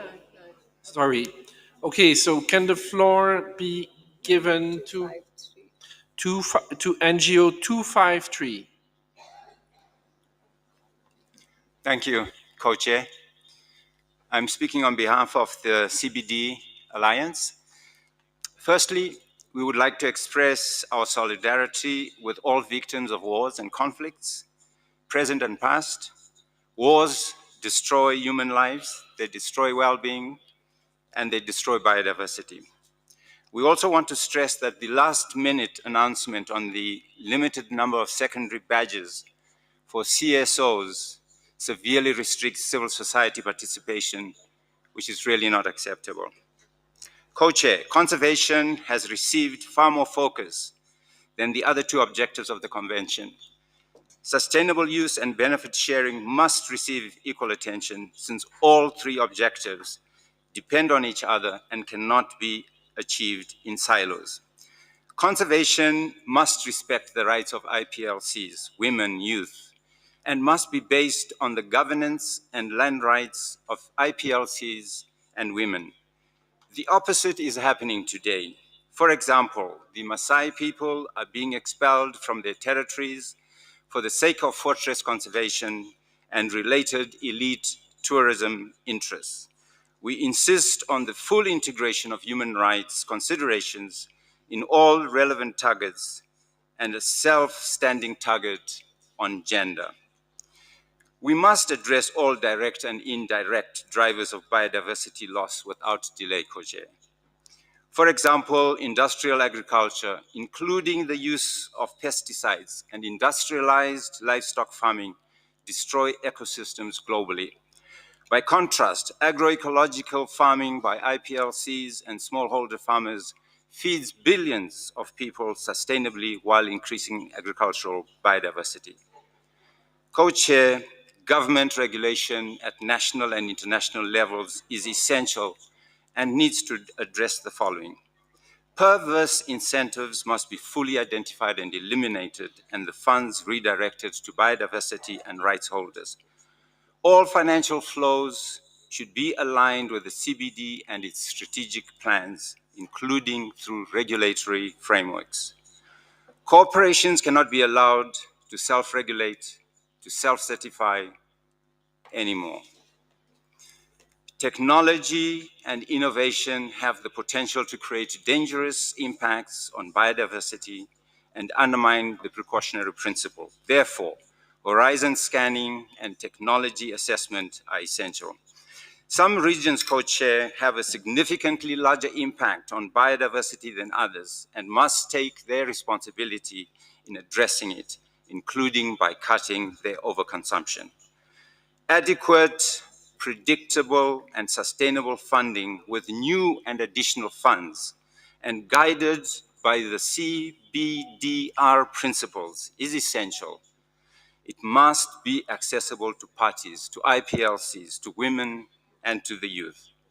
Private sector investments are no substitute for multilateral funds and tend to harm CBD Alliance, could you complete immediately, please? Yes, and harm biodiversity conservation. And finally, co-chair, a proper and timely implementation mechanism based on a comprehensive stepwise approach is vital for the success of the GBF. And lastly, we would like to draw co-chairs to invite the parties to look at the common CBD Alliance position document that is posted on our website. We thank you, co-chair. Thank you.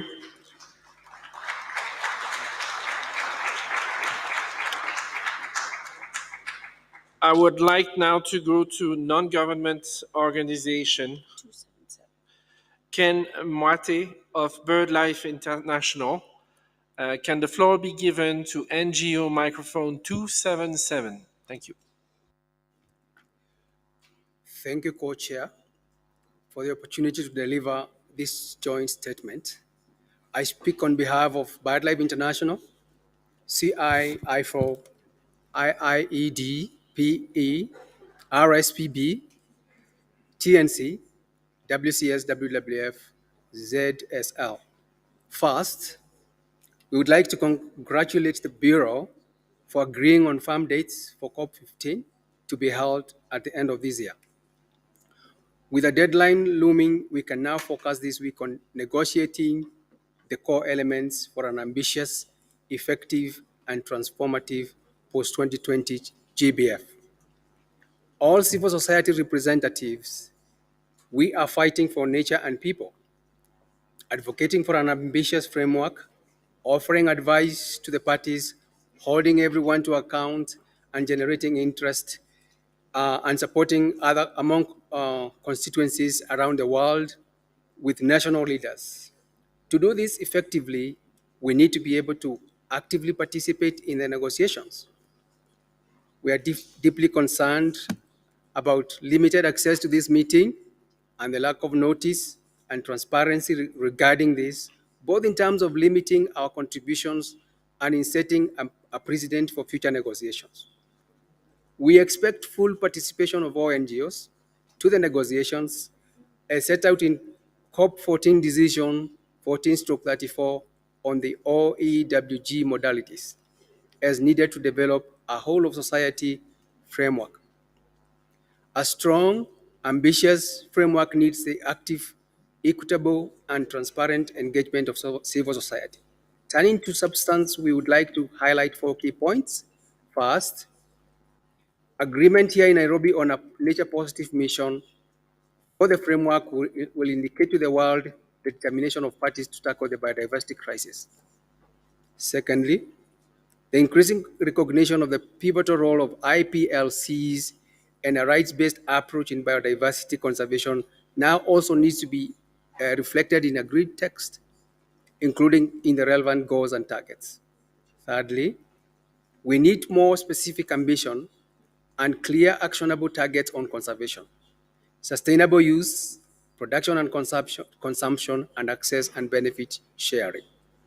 Fourth, parties must work together to unblock politically difficult issues such as resource mobilization. Significantly more finance is clearly needed as part of a comprehensive resource mobilization package. We hope the upcoming days will give us a valuable opportunity to work together in person towards a near final text of an ambitious post-2020 framework. Let's take this last chance to set ourselves up for success at the COP. We expect to be able to fully participate in a productive meeting and fruitful discussions and start ready to work with parties and other stakeholders. Thank you, Co-Chair. Thank you.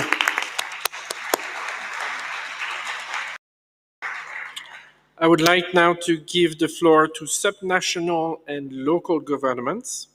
Monsieur Jacob Martin Malus, ministère de l'Environnement et de la lutte. Minister of Environment and Countering Climate Change from the province of Quebec. Thank you, Co-Chair.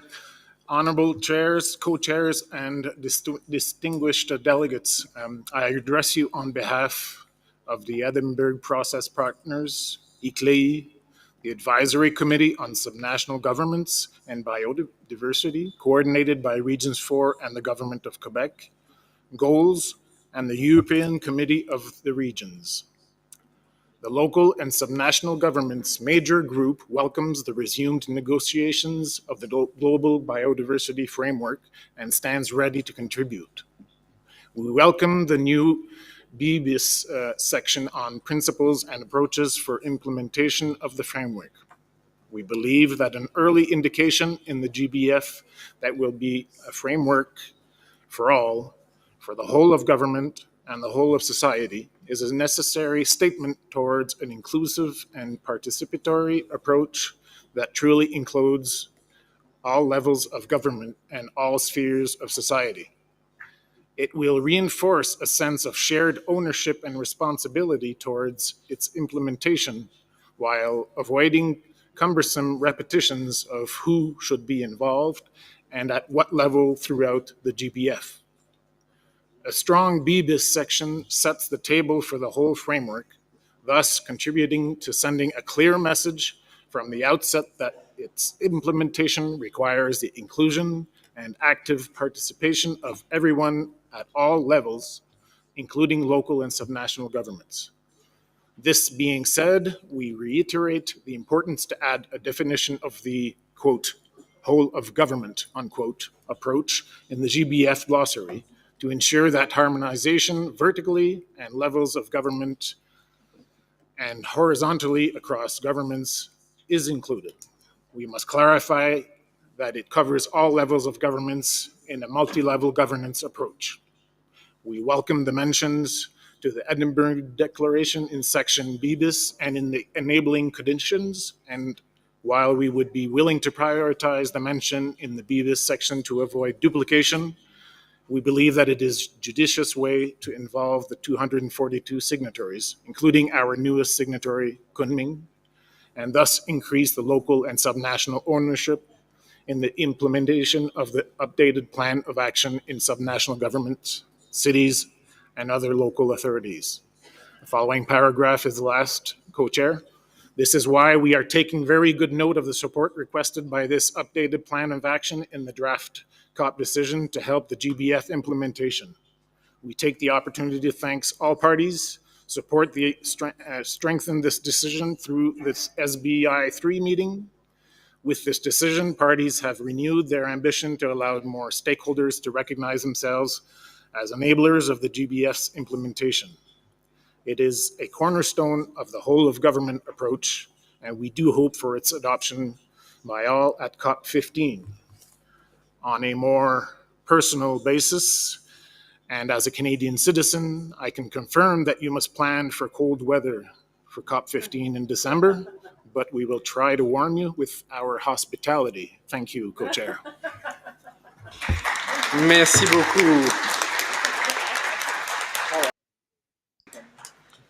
On the behalf of business organization, Mr. Sayed Moazri Sayed Azari, Deputy Head of the Ecology and Environment Department, DHI, Water and Environment. Please give the floor to business and industry. Microphone 304. Thank you, Mr. Co-Chair. I am making this statement on behalf of the Business for Nature Coalition. This is the final sprint to adopt a framework that will set us on track to reverse nature loss by 2030 and create a nature-positive economy. We are not saying it will be easy. We do not have all the answers, but we know what we must do. The science is clear. We need to act now. We need to act together. If we let the complexity of the challenge weaken the ambition, we will have failed.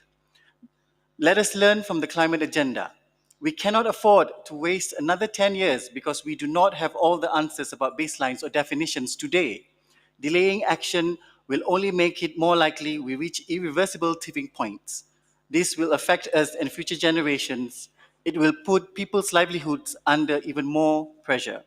Hundreds of companies are already taking voluntary action, but it is not enough. We need to urgently scale and speed up actions. Representing the leading business voice here today, we call on new parties to adopt mandatory requirements for businesses and financial institutions to assess and disclose their impacts and dependencies on nature in Target 15. In recent consultation conducted by Business for Nature, more than 90% of the business, including multinationals and SMEs, said such mandatory disclosure requirements were needed. This is the fastest way to level the playing field and create fair competition so that environmental performance is recognized, valued, and accounted for in the same way as financial performance. We call on new parties to transform the rules of the economic game by reforming, redirecting, or eliminating subsidies harmful to biodiversity and to increase positive incentives. Finally, we call on you to adopt a global goal for nature, a clear mission for everyone to align on, a mission to halt and reverse biodiversity loss by 2030 to reach a nature-positive world. Together, these asks will send a powerful signal to business. Leading businesses stand ready to support the implementation of the framework, but we cannot rely on voluntary actions alone anymore. It is time you compel businesses to act. Thank you, Mr. Co-Chair. Thank you. On behalf of Finance, Mr. Suresh Weerasinghe, Head of the EU and International Policy at Aviva, please give the floor to Business Microphone 303, please.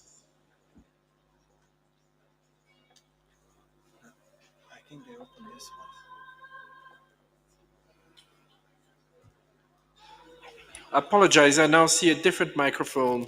So please give the floor to microphone 704. Thank you, Co-Chair. My name is Suresh Weerasinghe from Aviva, a multinational insurance and asset management company. I'm speaking on behalf of the Finance for Biodiversity Foundation, which represents almost 100 financial institutions that are committed to action on biodiversity.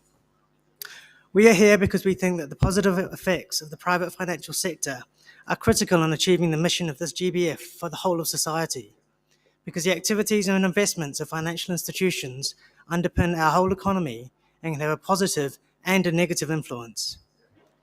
The finance, and as we've just heard, the business sector are increasingly aware of the critical role they must play in halting and reversing biodiversity. But, as we've also just heard, voluntary action alone is insufficient to change practices across the private and public financial sector at the rate and scale that is required.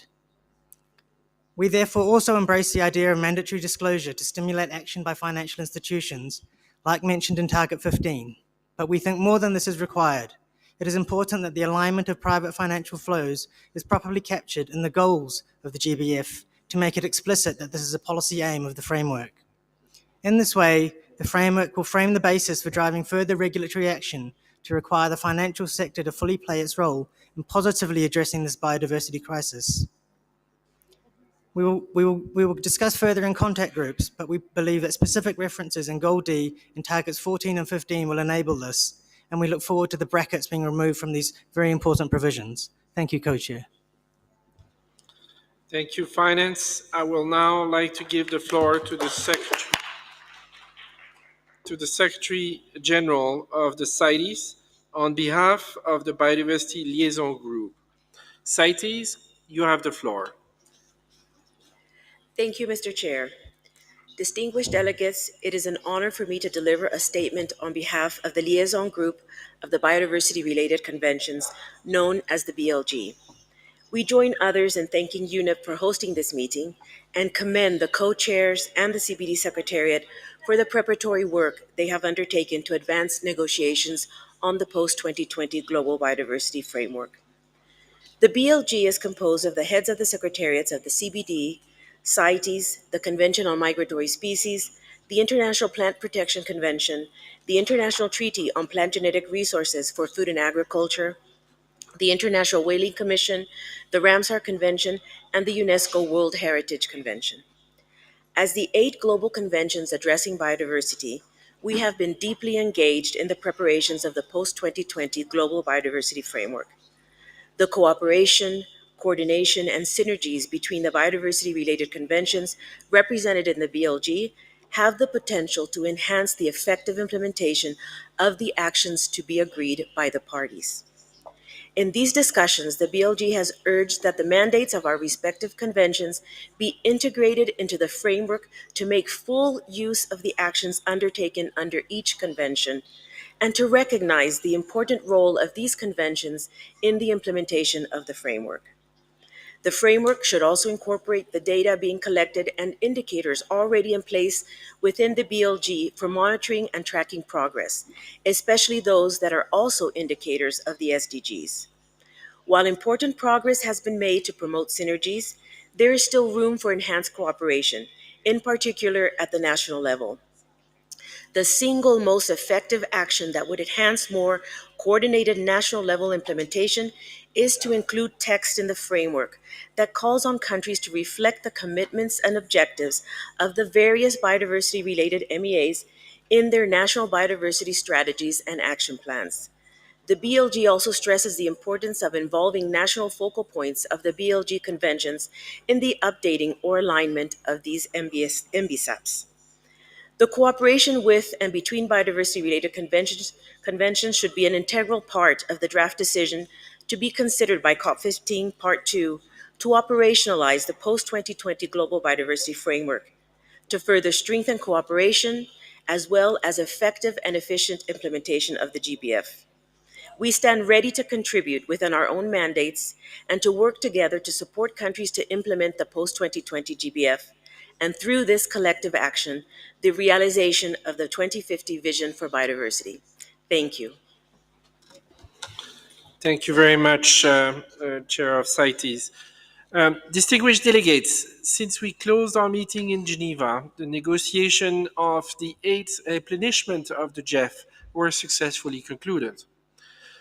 In a few hours' time, the GEF Council will commence its 62nd meeting, among other things, to endorse the programming direction and policy recommendation of the 8th replenishment that were agreed in those negotiations. The GEF will have a major role in supporting the implementation of the post-2020 Global Biodiversity Framework. We are therefore pleased that the Chief Executive Officer of the Global Environment Facility, Mr. Carlos Manuel Rodriguez, will provide us with highlights from the replenishment meeting. Mr. Carlos Manuel Rodriguez, you have the floor. Thank you so much, Mr. Chair, Excellencies, ladies and gentlemen, dear colleagues. It is a pleasure to address you today. First, let me thank the co-chairs, Basil Van Habre and Francis O'Wald, for their invitation, and the CBD Secretariat for making a virtual intervention possible today. Unfortunately, as the chair just mentioned, I'm unable to be with you in Nairobi because the second 60-second GEF consult will start today in a couple of hours here in DC. First, I want to commend the co-chairs for their hard work in steering us towards and an ambitious global biodiversity framework.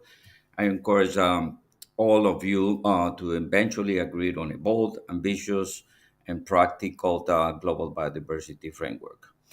As CEO of the Global Environment Facility, I'm committed to do my utmost to support countries to successfully implement the new framework and to mobilize resources necessary for its implementation.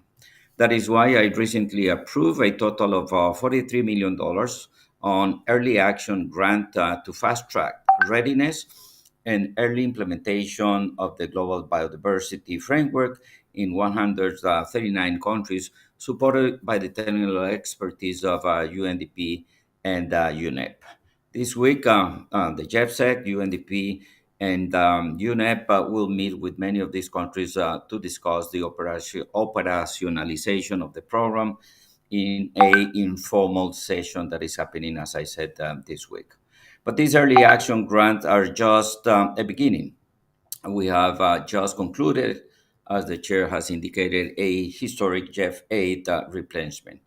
Later this morning, the 60-second GEF consult will meet to endorse a record funding of 5.3 billion US dollars that has been pledged by 29 countries for the next 4 years, beginning on July 1st, 2022. The biodiversity focal area will benefit significantly, growing by almost 50% compared to our last funding cycle.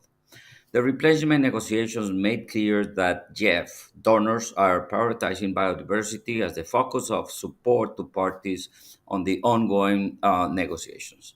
The biodiversity focal area has been assigned 36% of all GEF aid resources, with benefits to biodiversity across the replenishment expected to reach 60% of the total volume of funding for GEF aid. This translates into a minimum of 3.1 billion US dollars to support the implementation of the CBD over the next 4 years. With GEF 8, we'll also, for the first time, include a program entirely dedicated to support countries in their effort to mobilize resources for biodiversity. These will first build critical capacity and ramp up our support to creative financial mechanisms at the national to complement international assistance for development on biodiversity. These results demonstrate the commitment of the donor community to finance the implementation of the global biodiversity framework and leading the role of the GEF on biodiversity.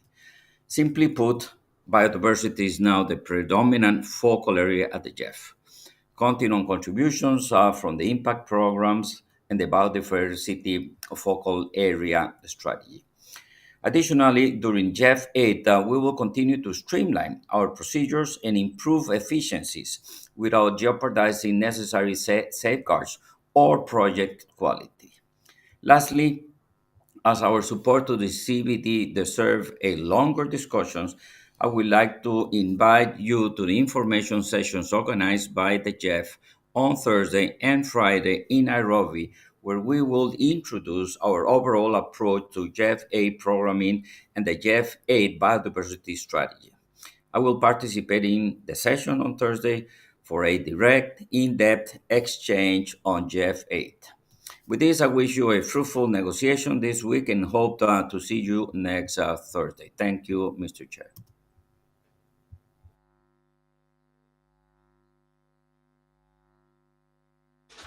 Thank you, delegates, for sharing your views, and thank you to Mr. Carlos Manuel Rodriguez.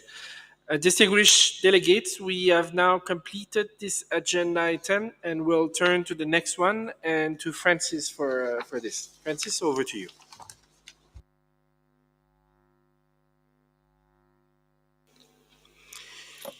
Dear delegates, we will now move to agenda item 2, that is on the adoption of the agenda and the organization of work. Before we begin, let us keep in mind that the rules of procedure for meetings of the Conference of the Parties apply mutatis mutandis to the meetings of the working group. As we noted at the Bureau meeting on Sunday, we would like to thank Ms. Lina Al-Awadi of Kuwait for continuing her role as the rapporteur for this meeting. We would like to invite her to join us on the podium, please.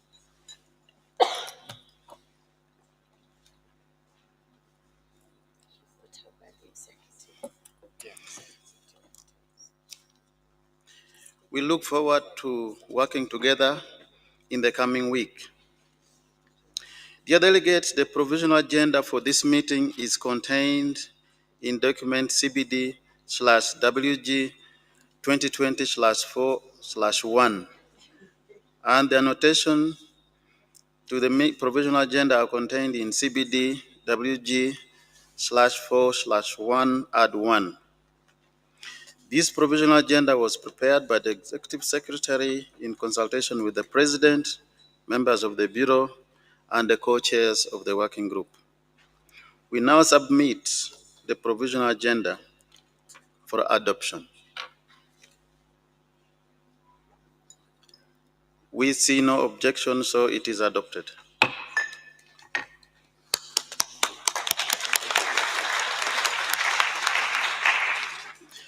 Distinguished delegates, now let us turn to the organization of work.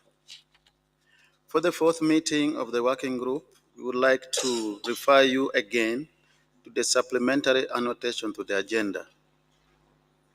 In addition, we have prepared a provisional organization of work, which is provided in the annex to the scenario note and contained in document CBD/WG2020-4/1 add 2.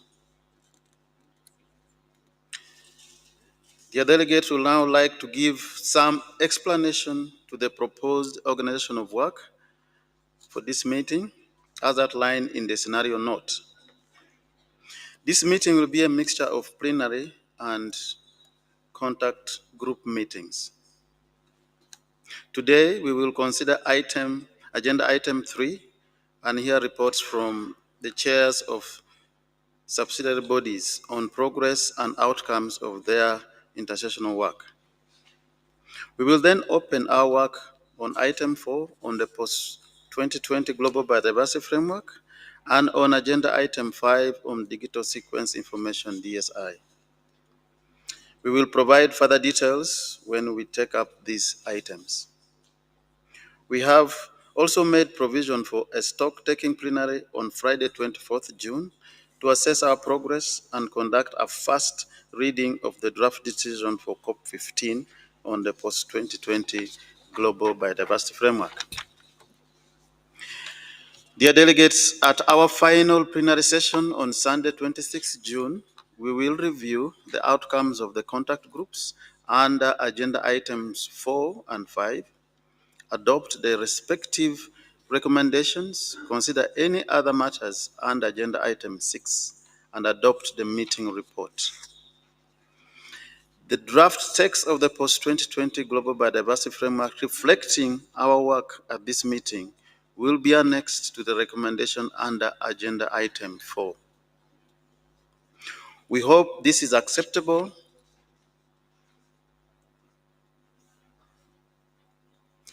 So if we hear no objection, we believe that this is acceptable.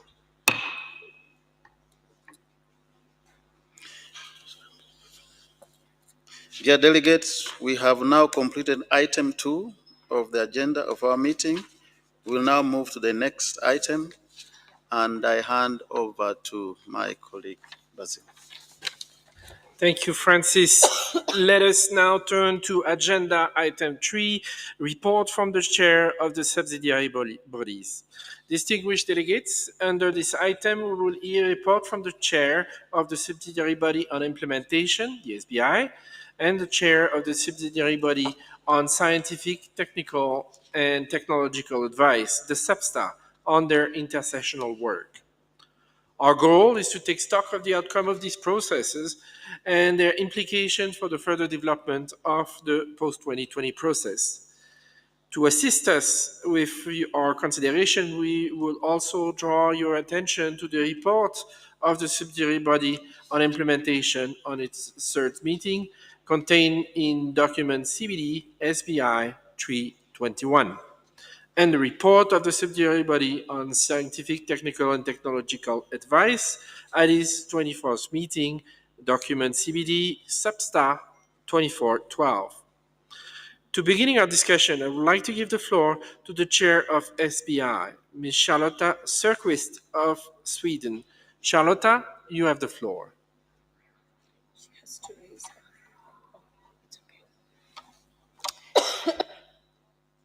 Distinguished delegates, ladies and gentlemen, co-chairs.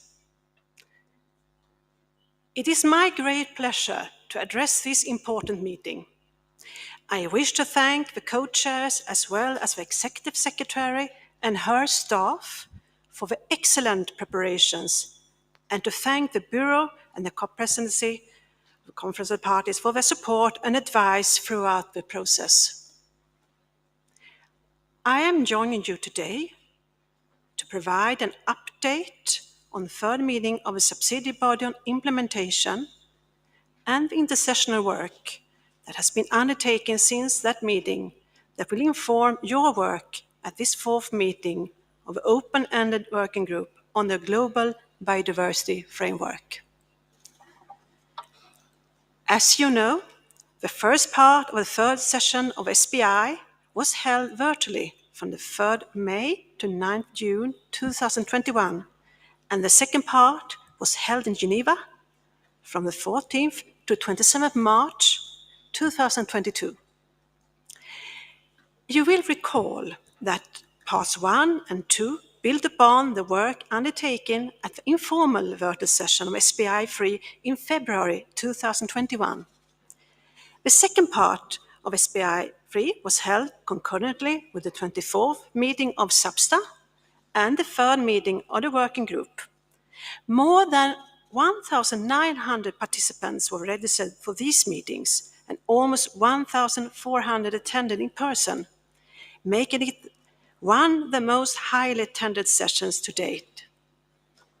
These participants represented 151 parties and more than 300 civil society organizations and other stakeholders. The SBI had 7 plenary sessions, interpersonal with contact groups for detailed negotiation, and ultimately adopted 19 substantive recommendations for consideration by the COP and the COP MOPs of the protocols. I would like to refer you to document CBD/SBI/3/21, which contains the report of the third meeting of SBI and its 19 substantive recommendations. Some of these recommendations are particularly relevant to the work of this working group. For example, the recommendation under agenda items 5, 6, 7, 8, 9, and 11. Several agenda items, as mentioned above, for SBI 3 were directly related to post-2020 global biodiversity framework and resulted in key inputs for its development. The work of SBI 3 therefore helps to lay a firm foundation for adoption of the framework later this year at the second part of COP15. For some of the issues related to the framework, further discussion was needed, and the Executive Secretary and I, as SBI Chair, were requested to facilitate intersessional work on a number of issues, notably on resource mobilization and the proposed annexes on planning, monitoring, reporting, and review mechanisms. And I would like to provide you with a brief overview of the result of these so far on these items, but let me also note that in preparation for part 2 of COP15, other intersessional work is ongoing on capacity building and development and technical and scientific cooperation, and also on mainstreaming. So, starting by informal consultations on resource mobilization. On resource mobilization, the SBI, in its recommendation SBI 3/6, paragraph 3, invited the co-chairs of a contact group to facilitate an informal consultative process under my guidance and in consultation with the Bureau and the co-chairs of Open-Ended Working Group. And as requested, we held 2 online sessions prior to Open-Ended Working Group 4 on the 7th and 9th June. The objective of these consultations is to enhance mutual understanding of the issues at hand and of expectations by the parties and to explore opportunities for convergence. They were to be based on the concept reflected in the new section of SBI recommendation entitled Additional Elements on Resource Mobilization, and those reflected in the proposed resource mobilization component provided in Annex 1 of recommendation. And I wish to sincerely thank the 2 co-chairs of the contact group on item 6, Mr. Jonisani Munshedzi of South Africa and Ms. Ines Verley of Belgium, for the excellent preparation and facilitation of the sessions. Thank you so much. They prepared a background note that served as a basis for informal exchanges among parties during both sessions. And the background note is now to be updated by the co-chairs after the 2 sessions, and if not yet, it will be available on the web later on. It provides a succinct summary of the points made by parties and presents a number of key findings and conclusions by the co-chairs of the contact group. And I wish to refer delegates to this document for the full detail, but still I would like to explain a few points. The co-chairs of the contact group have structured their background note and the 2 sessions in the form of 4 questions, 2 each on the proposed successor to the strategy for the resource mobilization and on the new section. Those were developed and presented at the first round of informal exchanges the co-chairs had with individual parties as well as regions in order to be prepared for the 2 sessions. And the questions were, when and how should the successor to the resource mobilization strategy be developed, and what should the strategy contain, and what should be its relationship to the global biodiversity framework and other implementation support instruments such as MBSUPs, national biodiversity finance plans, national reports, mainstreaming. What are parties considered as stopping them from mobilizing resources? And what would be needed to address these impediments? Parties had a rich and nuanced discussion on these questions, based on which the co-chairs were able to further develop and refine the background note. And I was pleased to note that parties engaged in real dialogue, with many speakers making explicit references to and building on earlier interventions. I'm also very pleased to report that we made already progress on this first question and achieved convergence on how to deal with the successor to the resource mobilization strategy, the annex to SBI 3 recommendation. The updated note explains how this approach could look like. Of course, we had to bear in mind that this document is owned by the contact group co-chairs only and was not negotiated, not formally agreed. It's an informal document. The negotiations will be the test on whether this approach is agreeable to all parties. I also believe we did important first steps in articulating our thinking on the other questions, the elements of a successor to resource mobilization strategy, what the main challenges are, and in having a first exchange on approaches to address these challenges.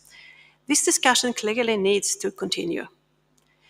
Colleagues, there are important interfaces with regard to resource mobilization between the work of SBI 3 and the emerging post-2020 global biodiversity framework. which is our focus and task in the week ahead.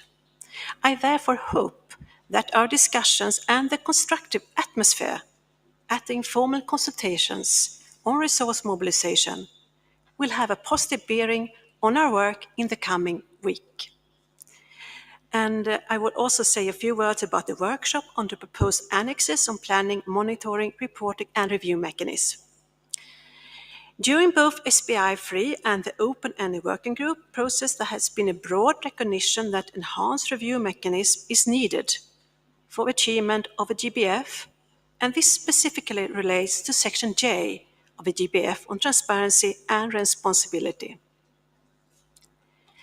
During SBI, we advanced the discussions on this mechanism, and SBI recommendation 3/11 includes a draft COP decision related to enhanced planning, monitoring, review, and reporting mechanism. I would thus like to remind participants that Section J and the recommendation 3/11 should be seen together as a part of a package of COP that we consider related to planning, monitoring, reporting, and review. SBI recommendation 3/11 also requested the Executive Secretary to further work on the specific annexes of a recommendation, MBSAP, national reporting, non-state actor commitments, and an SBI open-ended forum for country-by-country review. The Executive Secretary facilitated a peer review of these annexes and made revised annexes available for parties, and held a workshop on the 17th and 18th June 2022 here in Nairobi to discuss these annexes. This workshop was attended by 81 parties and 33 observers and included broad engagement and discussion. The report of the workshop is available as on the workshop webpage, and I also think on the Open Work Group webpage. Note that this report has not been edited due to the short time frame between the workshop and this meeting, but an edited version will be available soon and made available on both the workshop webpage and the webpage for this working group. I will be providing additional details on this matter at the start of Contact Group 6. Distinguished delegates, while there is much to do, I believe we have made an important progress during the third meeting with SBI and during the short intersessional period since that meeting. I would like to offer my sincere thanks for your hard work and dedication. You have been discussing complex and challenging issues, and you are to be commended for your efforts. I am confident you will find a way forward together and make clear progress at this fourth meeting on the working group with determination, flexibility, and of course, patience. Thank you so much.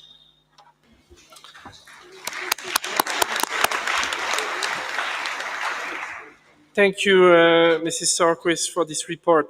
I would like now to give the floor to the chair of SUBSTA, Mr. Ezequiel Benitez Diaz of Mexico, to deliver his report. Can the floor be given to Mr. Benitez Diaz, please?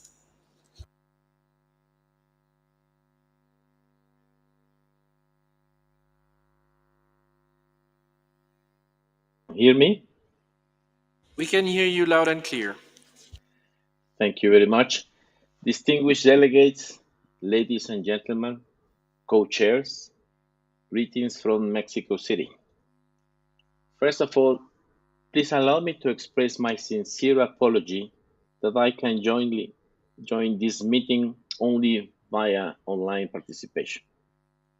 With the help of the Secretariat, I will do my best to follow up with the meeting discussion remotely and provide necessary support to the co-chairs as much as possible in coordination with other members of the SUBSTA Bureau. I would like to express my appreciation to the co-chairs, as well as the Executive Secretary and her dedicated team for the excellent preparations for this important meeting. I also thank the Bureau of the Conference of the Parties for their leadership, advice, and support through this process. For this agenda item, I am pleased to provide a brief report of the key outcomes of the 24th meeting of the Substack and the intersessional work that has been undertaken since Geneva meeting, which can inform your deliberations at this meeting. The resumed session of Substack 24 met in person from 14 to 27 March in Geneva. It was among the most highly attended meetings ever held in the subsidiary body, with more than 1,900 registered participants, almost 1,400 of whom attend in person. They include more than 1,100 participants from 151 parties and more than 800 civil society organizations and other stakeholders. At this meeting, SUBSTA built on its work at the informal meeting in February 21 and the first formal session in May-June 21, both which were held virtually. By the end of the meeting of Substack 24, adopted 10 recommendations to be considered by the Conference of the Parties at the resumed session of its 15th meeting later this year. Now we know will be in Montreal. These include a recommendation on the proposed monitoring framework for the post-2020 Global Biodiversity Framework. Please refer to the document CBD Substat 24/2, which contains the report of Substat 24. The Substat 24 requests the Executive Secretary in its recommendations 2004-2, 2004-9, and 2410 to conduct some intersessional work on proposed monitoring framework for the post-2020 Global Biodiversity Framework, as well as marine and coastal biodiversity prior to the 15th meeting of the Conference of the Parties, and to build on the work done at this 24th meeting. I would like to provide you with a brief overview of the progress made so far on the intersessional work of these items. Firstly, regarding the intersessional work on the monitoring framework, Substat Recommendation 24.2 on a proposed monitoring framework for post-2020 biodiversity framework include a draft decision for COP, an assessment of the proposed headline indicators in Appendix 1, and additional indicators proposed during Substat for inclusion as headline indicators. In this recommendation, Substat requests the Executive Secretary, under the guidance of the Substat Bureau, to compile comments from parties, other governments, and relevant stakeholders on Appendices 1 and 2, and to facilitate a scientific and technical review, ensuring consultation with parties, including through the organization of an expert group of the proposed indicators of the monitoring framework.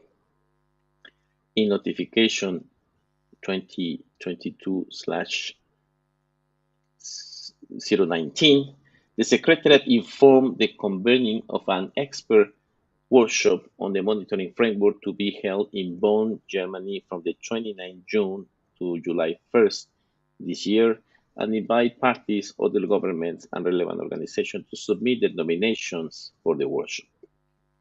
In consultation with the Substat Bureau, 40 participants were selected, 25 from parties and 15 from observers. For the workshop, as announced in notification 2022-33. All documents for the workshop are available in the website for the use. Likewise, in notification 34, the Secretary requests for the submission of comments on the appendices through an online survey. The compilation of comments, as well as a scientific and technical assessment of Appendix 2 conducted by the Secretariat, will be available for participants at the above noted expert workshop to be held in Bonn from 29 June to July 1st. Please know that the Secretariat is organizing an information session on the monitoring framework today in a few minutes after this plenary on this topic to provide you with further updates on the item. Please refer to information document 3 for this meeting, which is also cross-referenced to this meeting in the website for further details. Secondly, regarding the online discussion forum on conservation and sustainable use of marine and coastal biodiversity in preparation for COP15, in substance recommendation 24.9 on this topic, substance note that the work on this issue was not completed during its 24 meeting due to the extraordinary circumstances prevailing. As such, substance requests the Executive Secretary in advance for the COP and subject to the availability of financial resources to facilitate consultations among parties, other governments, and relevant stakeholders, including indigenous peoples and local communities, women and youth, with a view to advancing discussions on the conservation and sustainable use of marine and coastal biodiversity. Secretariat issued notification announced the convening of an online discussion forum on this topic and invite everybody to participate and to submit nominations. And in consultation with the Substance Bureau, 55 participants were selected, 36 from parties and 19 from observers for this online discussion forum, as announced in notification 37. The forum was convened together with opening and closing webinar sessions from 8 to 15 June, with the aim to provide an opportunity for discussion and sharing views on the issues addressed in the annex to this recommendation 24.9 on conservation and sustainable use of marine and coastal biodiversity. The online discussion forum was facilitated by Mr. Janos Hennicke from Germany and Ms. Mary May Musungale from Seychelles. The online discussion forum was organized accordingly to threads focused on the different elements of the issues addressed in the annex of this recommendation. Please know that the Secretariat organized this information webinar yesterday, Monday, 20th of June, to provide an overview of the outcomes of the online discussion forum with its recording, which is also available at the website for any interested delegates. The report of the online forum is available as document 1.1 and also is a cross-reference for this meeting website. Thirdly, regarding the online discussion forum on ecologically or biologically significant marine areas, the EPSAs, in substance recommendation 10 on this topic, note again that the work on this issue was not complete due to the same extraordinary circumstances prevailing. As such, substance also requests the Executive Secretary in advance for COP15 and subject to the availability of financial resources to facilitate consultations among parties and relevant stakeholders with a view to advancing discussions on this topic. Similar to the online discussion that I previously noted, the Secretary will be convening an online discussion forum on EPSAs, pursuing substance recommendation 10, in order to provide an opportunity to discuss and sharing views on these issues addressed in the annex to these recommendations to advance discussions on this issue in preparation for COP15. This also will be facilitated by Mr. Janos Hennicke from Germany and Mary-May Musungale from Seychelles, and is tentatively scheduled for late July. A notification to announce this forum and request nominations for participants is forthcoming. Distinguished delegates, I commend all of you for your hard work, which contribute to important progress made during the 24 meeting of SUBSTA, in particular regarding the proposed monitoring framework for the post-2020 Global Biodiversity Framework, including its intersessional work. As chair of SUBSTA, I am committed to continue to support this important process with relevant scientific, technical, and technological advice together with all members of the SUBSTA Bureau. I greatly look forward to your fruitful deliberations. Thank you very much for your attention.